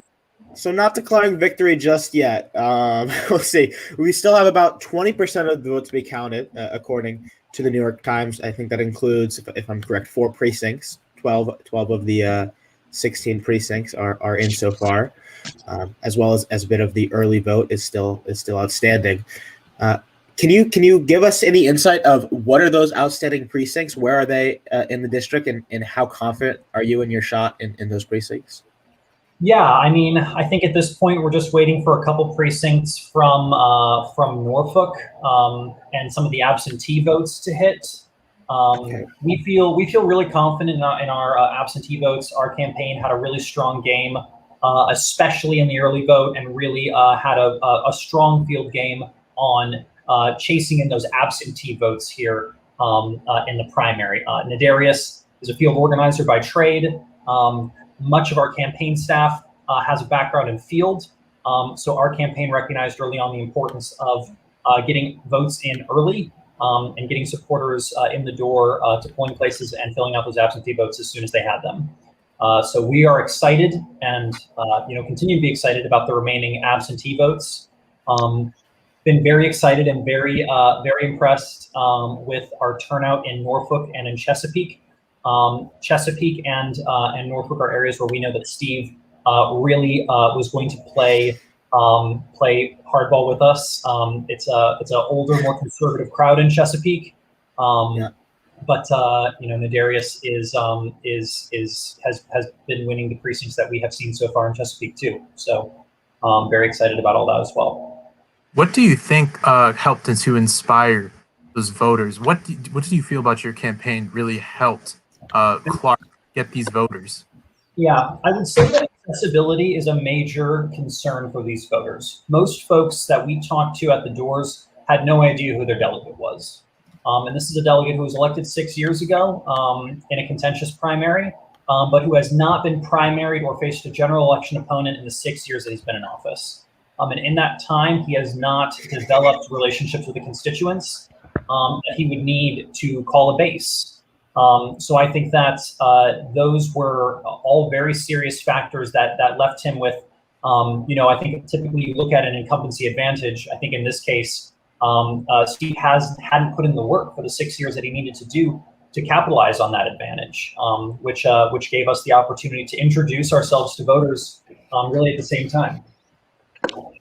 Yeah, and to break in for a second, it does appear that Delegate Lee Carter has conceded in that race against Michelle Maldonado. That's a third incumbent going down tonight.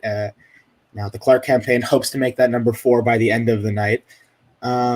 So when we talk about, frankly, Heretic and Carter are vastly different candidates and vastly different incumbents, and they lost for very different reasons. But as we bring up the Maldonado campaign, running a primary campaign in Virginia, we have a very low turnout in this primary. The general consensus was, okay, we think this might be a lower turnout election. That's gonna favor the Chesapeake voters, the older, more establishment friendly voters. But it seems that you guys have really pounded Norfolk especially hard now. And frankly, if you say that the remaining precincts are in Norfolk, I would imagine that's very strong news for your campaign. Yeah. Just talk a little bit about when you go to voters and you're prosecuting this case against Heretic. Certainly I'm sure that his votes in that special session on police reform had to have come up. What were the other issues that voters were hitting Heretic on? Yeah, absolutely. It's really interesting because Nedarius is an extremely progressive candidate. He's endorsed by the DSA. He's endorsed by a lot of local progressive organizations. And what I can tell you is that when we're talking to these older voters in Chesapeake and these other areas, Nedarius is not apologizing to his stances on these issues. He's not whitewashing his message. And so, I think that's the fact that he is so accessible, the fact that he knocked thousands of doors totally on his own, spoke to voters on his own. Like we're out there talking to folks today, say, yeah, I'm voting for Nedarius today because he didn't come to my house once, he came to my house twice himself. and talk to folks himself, or talk, and talk to me himself. He's a local from the area. He graduated from local schools. He's born and raised in the district. That goes a long way to that accessibility point I'm talking about earlier. And being able to feel like that you have FaceTime with the person who's going to be representative is a huge break from what has been the status quo in Hampton Roads for the last 6 years. Like I was saying, like they don't know who this guy is, and that not only is like good news for us, but it's bad news for Heretic. Because if we are campaigning on this stance of like this is someone who's been an active community organizer his entire young adult life, and he is out here, like that is something that is an easy contrast. It's an easy contrast with Steve, and it resonates with folks. And everything else, I think is just trying to honestly fight for what's really needed in Hampton Roads, investments in infrastructure. Norfolk is the second fastest sinking city in the U.S. Yeah. Green infrastructure investments in trade schools and vocational programs has been a cry that we have heard at many doors. And so fighting for more investments in trade and vocational programs. There's only one vocational program in Chesapeake. And there are a lot of folks in Hampton Roads who are working class, who can't really afford a higher education degree, who want to have a shot at entering the middle class and being able to be productive, residents of Hampton Roads without having to go elsewhere. So these are things that resonate all across the district. In more conservative white areas, in more urban areas. So I think that those were things that we were able to really, literally listen directly to what the voters want, and then say, this is what we're hearing. We want to give that to you in Richmond. So the race has not been called yet, at least by us. But you guys do look ahead. Talk to me a little bit about the Republican nominee. This is, a leaning Democratic district, although not overwhelmingly so. And as you've said, your candidate is quite progressive. Lawrence Mason is the Republican nominee. Do you have any thoughts on him as you potentially start your general election campaign? Not too much. And I am sorry to say that after this last round, I'm gonna have to run. We've got some last minute things here going on here, so apologies if I have to cut this a little short here on our end. But I would say that in terms of Lawrence Mason, we've seen his yard signs out around. Nedarius is ready to campaign in the general. He wants to prioritize community engagement and community involvement. Again, something that this area has not seen in their delegate in quite a long time. And we hope that will continue to resonate with voters. I think that this is there's a lot of Democrats around here, and I don't think that, I think it'll definitely be an uphill battle for Lawrence Mason. But I do think that, we are, should we win tonight, I think that we are ready to continue aggressively campaigning and giving a voice to the needs of, the people of this district.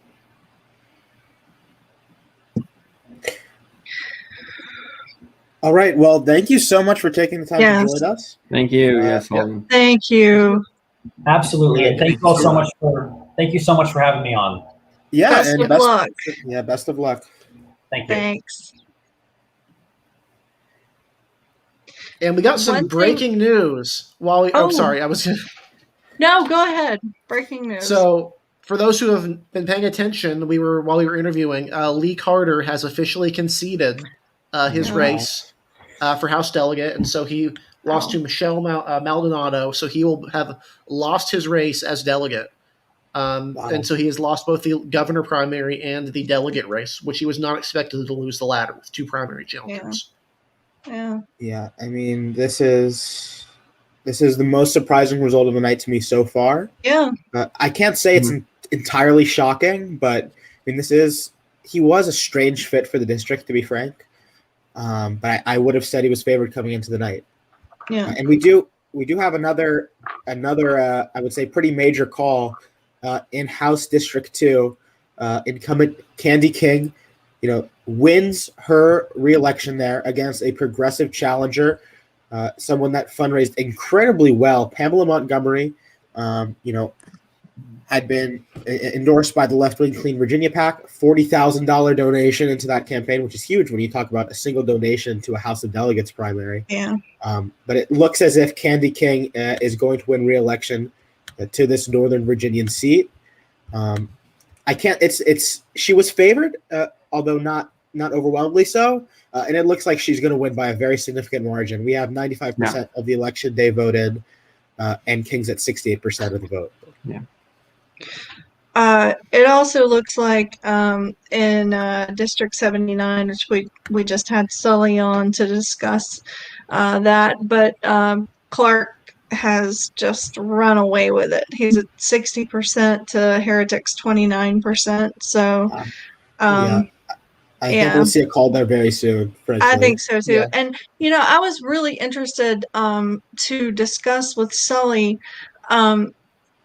Nedarius has put forth a plan for reparations, but it's slightly different. He would like to take the legal marijuana laws and use the funds, or maybe have the businesses, because he talks about entrepreneurship for minorities, and he wants to take the funds from legalized cannabis and use it for disadvantaged communities that have been hardest hit by the war on drugs.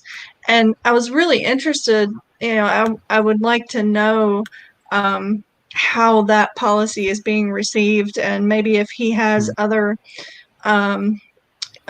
colleagues that would be willing to go in on something like that, because that would be a really good restorative policy, I think, for communities that have been hardest hit by the war on drugs. And so I would be interested to talk to him about that. I know he was really busy tonight, obviously, but I think that's interesting. And I joked earlier about the Democratic Socialists might lose Lee Carter, but I think they're going to gain Nedarius Clark, and that policy is something that Lee Carter has pushed in the legislature as well. And so Clark is not going to have a partner on that, at least to my knowledge. I mean, maybe there's someone that I'm not aware of that also supports that policy. But it's certainly something that people on the far left in the state have kind of rallied behind. I heard more than a few people that were supporters of Lee Carter mention it. And so I feel like that is an issue that Clark is going to pick up. We do have one more call, actually. Elizabeth Guzman, a progressive state representative who originally decided to run for lieutenant governor, dropped out and endorsed Sam Razul there and went back to her seat. She has defeated a very tough primary challenge from Rod Hall. Rod Hall would have ran away with this district were Guzman to have stayed in the lieutenant governor's race. Instead, the incumbent is going to win re-election to this Prince William County seat. It looks like she's up about 50% now, and we can officially call that race. Yeah, that seemed to be turned out to be a smart political decision for her to drop back into this race. So she's going to win pretty comfortably, and live maybe to run again on a statewide level. Yeah.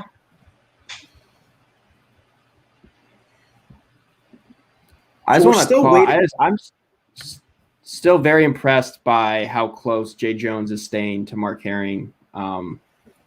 I'd say he's still within 10 points, and I think still made a lot of the votes out in Northern Virginia, so it might interest you a bit. But if you'd asked me if he was going to be within 20 points at the start of the night, like before, I would have said absolutely not. So very impressive performance from Jay Jones tonight. And I think maybe also speaks to the Northam endorsement, but I think also just the campaign he ran as well.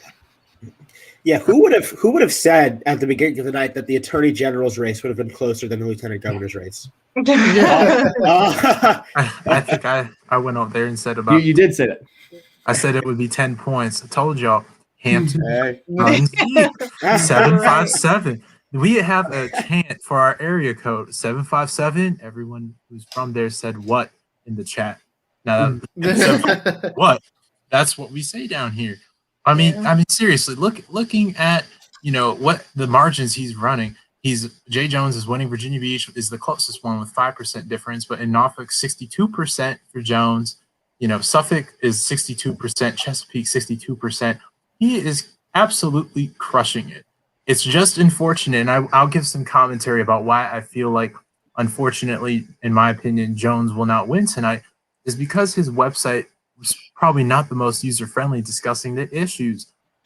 Mark Herring did a great job on his website for voters who are not familiar with Jay Jones the way that we are here in Hampton Roads. of listing specific issues and specific accomplishments that he would want to achieve and has achieved in the past. Jones, unfortunately, did not do that and put it in his blog section for press releases.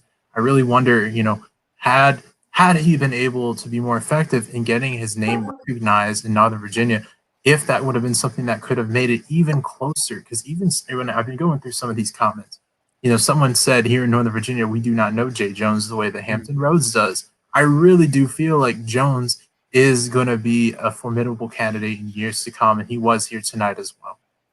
Yeah, I said last night when we were kind of doing the run through that I thought Jay Jones was a Washington Post endorsement away from being competitive and maybe winning this race. I think tonight that's solidified that opinion. I think if he had gotten that endorsement from the Washington Post, he would have won the nomination. He did not get it. It would have gotten into that Northern Virginia performance, especially in Fairfax and Loudoun. Yep. Which is why he's losing right now. It's because of that Fairfax and Loudoun, to a lesser degree, Prince William County, where he's pulling about. It's still actually he's doing better than he's doing statewide in Prince William County. It's just the other Fairfax in particular that's just really problematic for him.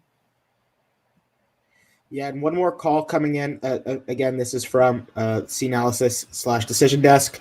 Incumbent delegate Dawn Adams is going to win re-election to a Richmond area seat, House District 68. She'll face that challenge I was saying that we were talking about earlier, Mark Early Jr., the son of the former Virginia Attorney General. She should be favored in that race. It's a district that's moving to the left, and she is an incumbent. But Early is a strong candidate, but Democrats do get their preferred, we say the establishment Democratic Party does get their preferred candidate there as the incumbent wins re-election.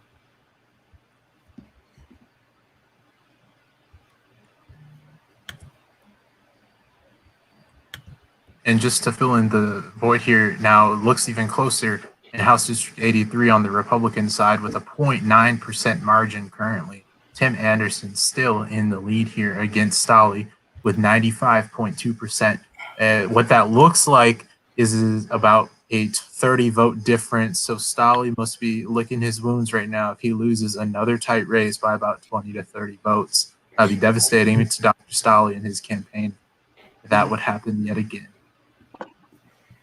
Yeah, and Melnick, I should say, is slightly ahead still. We're not able to call that, but just a couple points separating.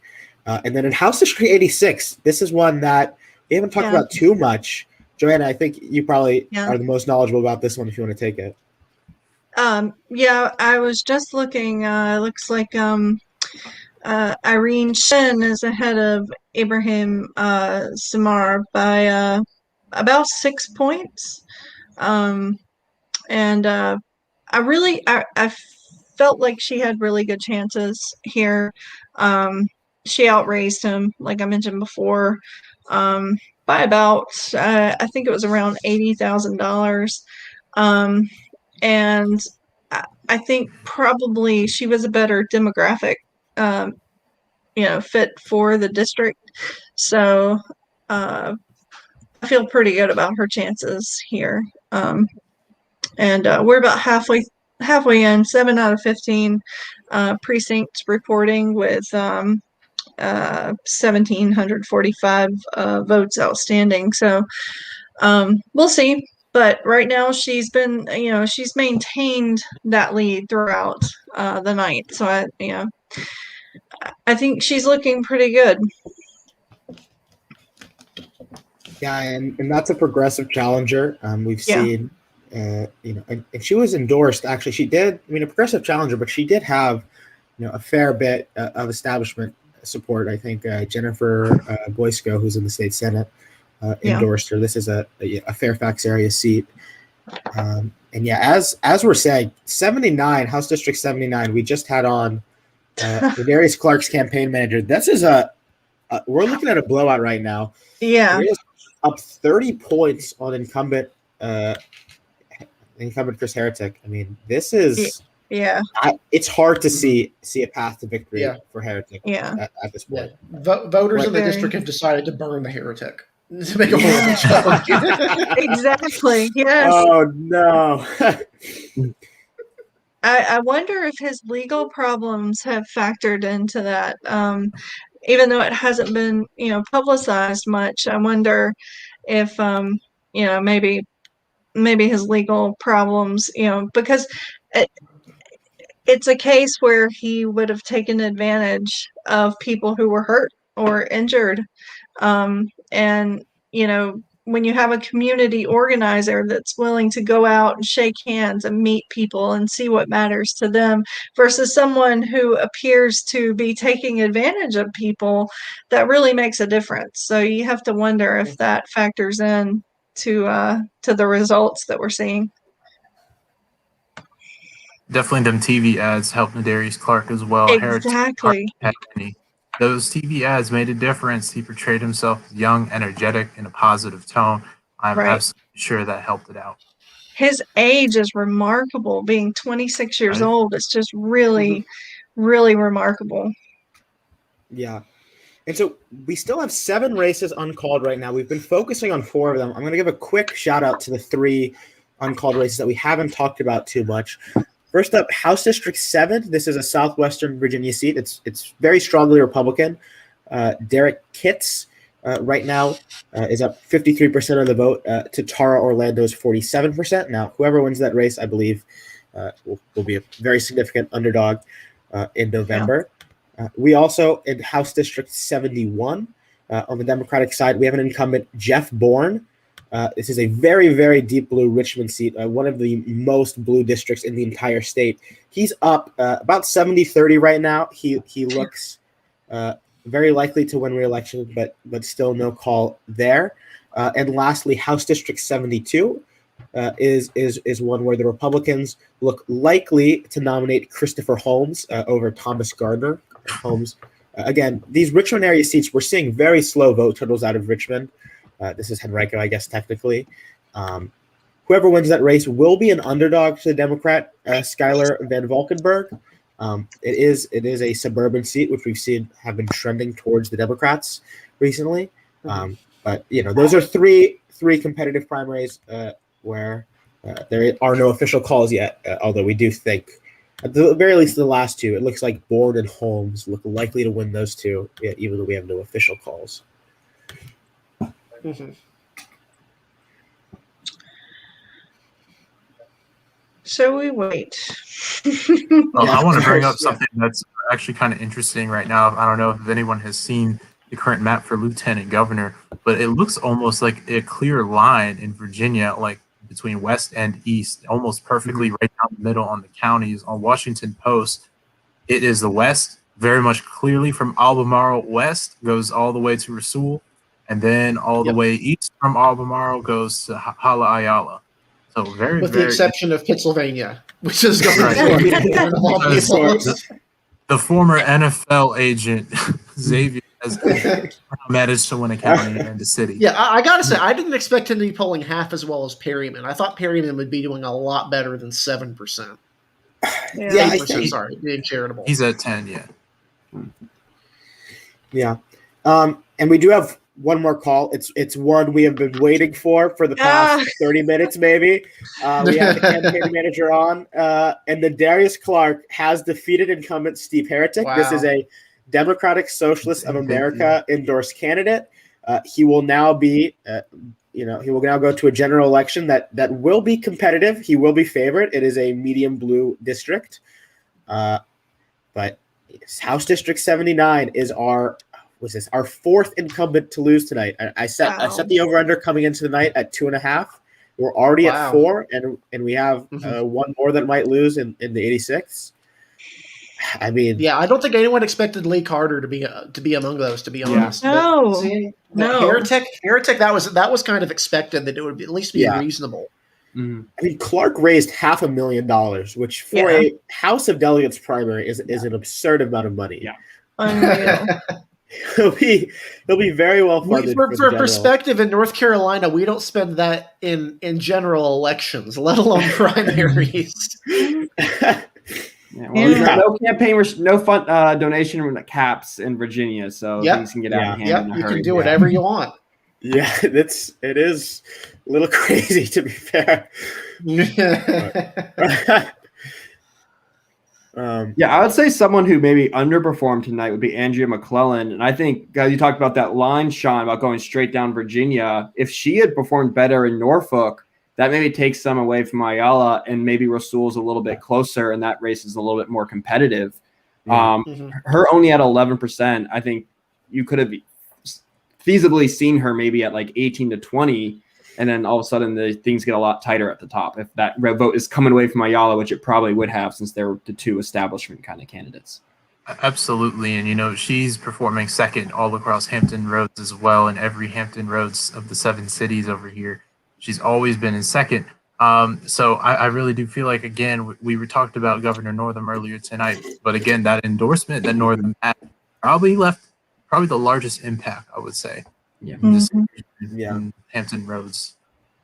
And while we're talking about these non-winners of the statewide races, Jennifer Carroll Foy, there was some discussion coming into the night. Was it going to be Foy or McClellan for second place? I should say Jennifer McClellan for second place in the governor's race. And Carroll Foy has ran away with that.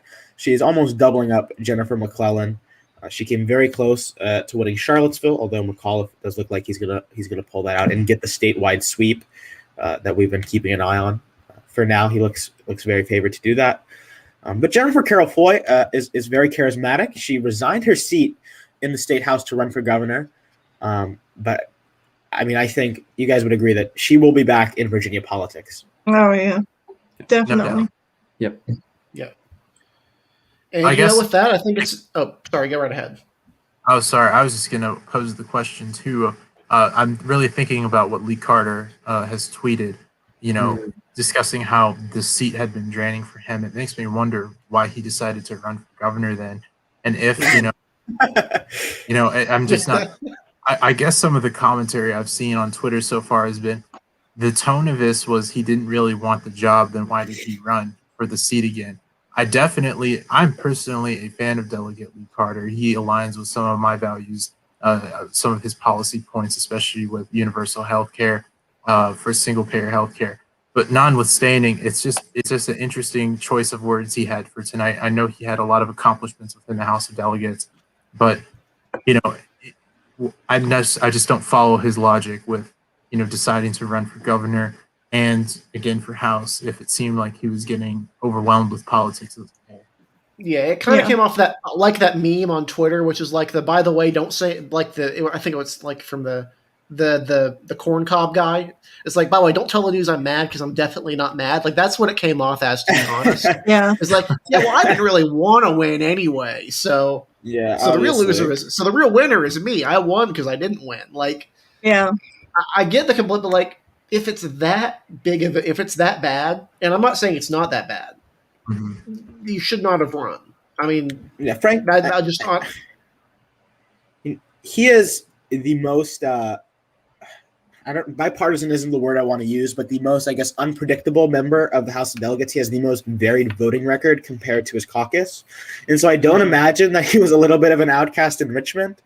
But yeah, definitely not the best of winners right now. Yeah. And as we wind things down, I mean, the race that we're keeping an eye on, 83, 84, and 86. 86 right now, Shin, we're still looking at a 7-point margin there, just under half of Election Day precincts are reporting. And in 84, Kimberly Melnick, we have 11 of 17 precincts reporting there. She holds a thin, exactly 100 votes. She's up in that race. So that one can really go anywhere. Yeah, I mean, 100 votes, and we still have, if I had to eyeball it, maybe something around 500, 600 votes left. That might be tough to net. No, I shouldn't say that. We're close to 1,000 votes outstanding. And so Tracy LeGuide, it's just going to come down to where in the district is she going to are those final precincts remaining. And since we're hopping off, Tim Anderson still up a point over Chris Stolley, the more right wing. He is the more right wing candidate in that race. Stolley is the more moderate, the former delegate in that seat. Democrats would prefer if Anderson won the race. Frankly, he's a weaker general election nominee. And yeah, that's where those are the three main races we're still watching. Those are where they stand right now. Yeah. And again, so basically all of the big races have closed off. We just have a couple of these delegate races. You can continue following those at Decision Desk and See Analysis. They're keeping track of them as well as other sites. We're going to go ahead and hop off. We really thank you for being on. If you like what we're doing, subscribe to the channel. I'll actually post a link to our other stream we're doing right now in the chat, which is our New Jersey live stream. I'll post that in the chat below. You can hop on and join them. They're covering the New Jersey primaries, which are really interesting. It's a very different dynamic in New Jersey, where there's a factor of the line. If you've never heard of the line, it's one of the most bizarre concepts in primary elections. You can go over there. But we'd like to thank our panelists for being on. Thank you guys for all your perspectives. I think it gave a really, really good voice and really, really good analysis here. That one of our best, I think, streams yet. And if you guys like what we're doing, you can subscribe to our Patreon. We have options for Discord server and whatnot. If not, just subscribe to our channel and watch us next time. But yeah, thank you guys for being on. You can find all these great people on Twitter. We have their links. If you go to our social media handle on Twitter at elections_daily, you can find links to all their profiles to follow them. They're great. They're great people. They have great analysis here. So be sure to do that. And with that, we'll go ahead and hop off. Thank you guys for tuning in, and we'll see you on our next election stream. And be sure to switch over to the New Jersey live stream, which is going on right now. Thank you guys. Thanks. Thanks.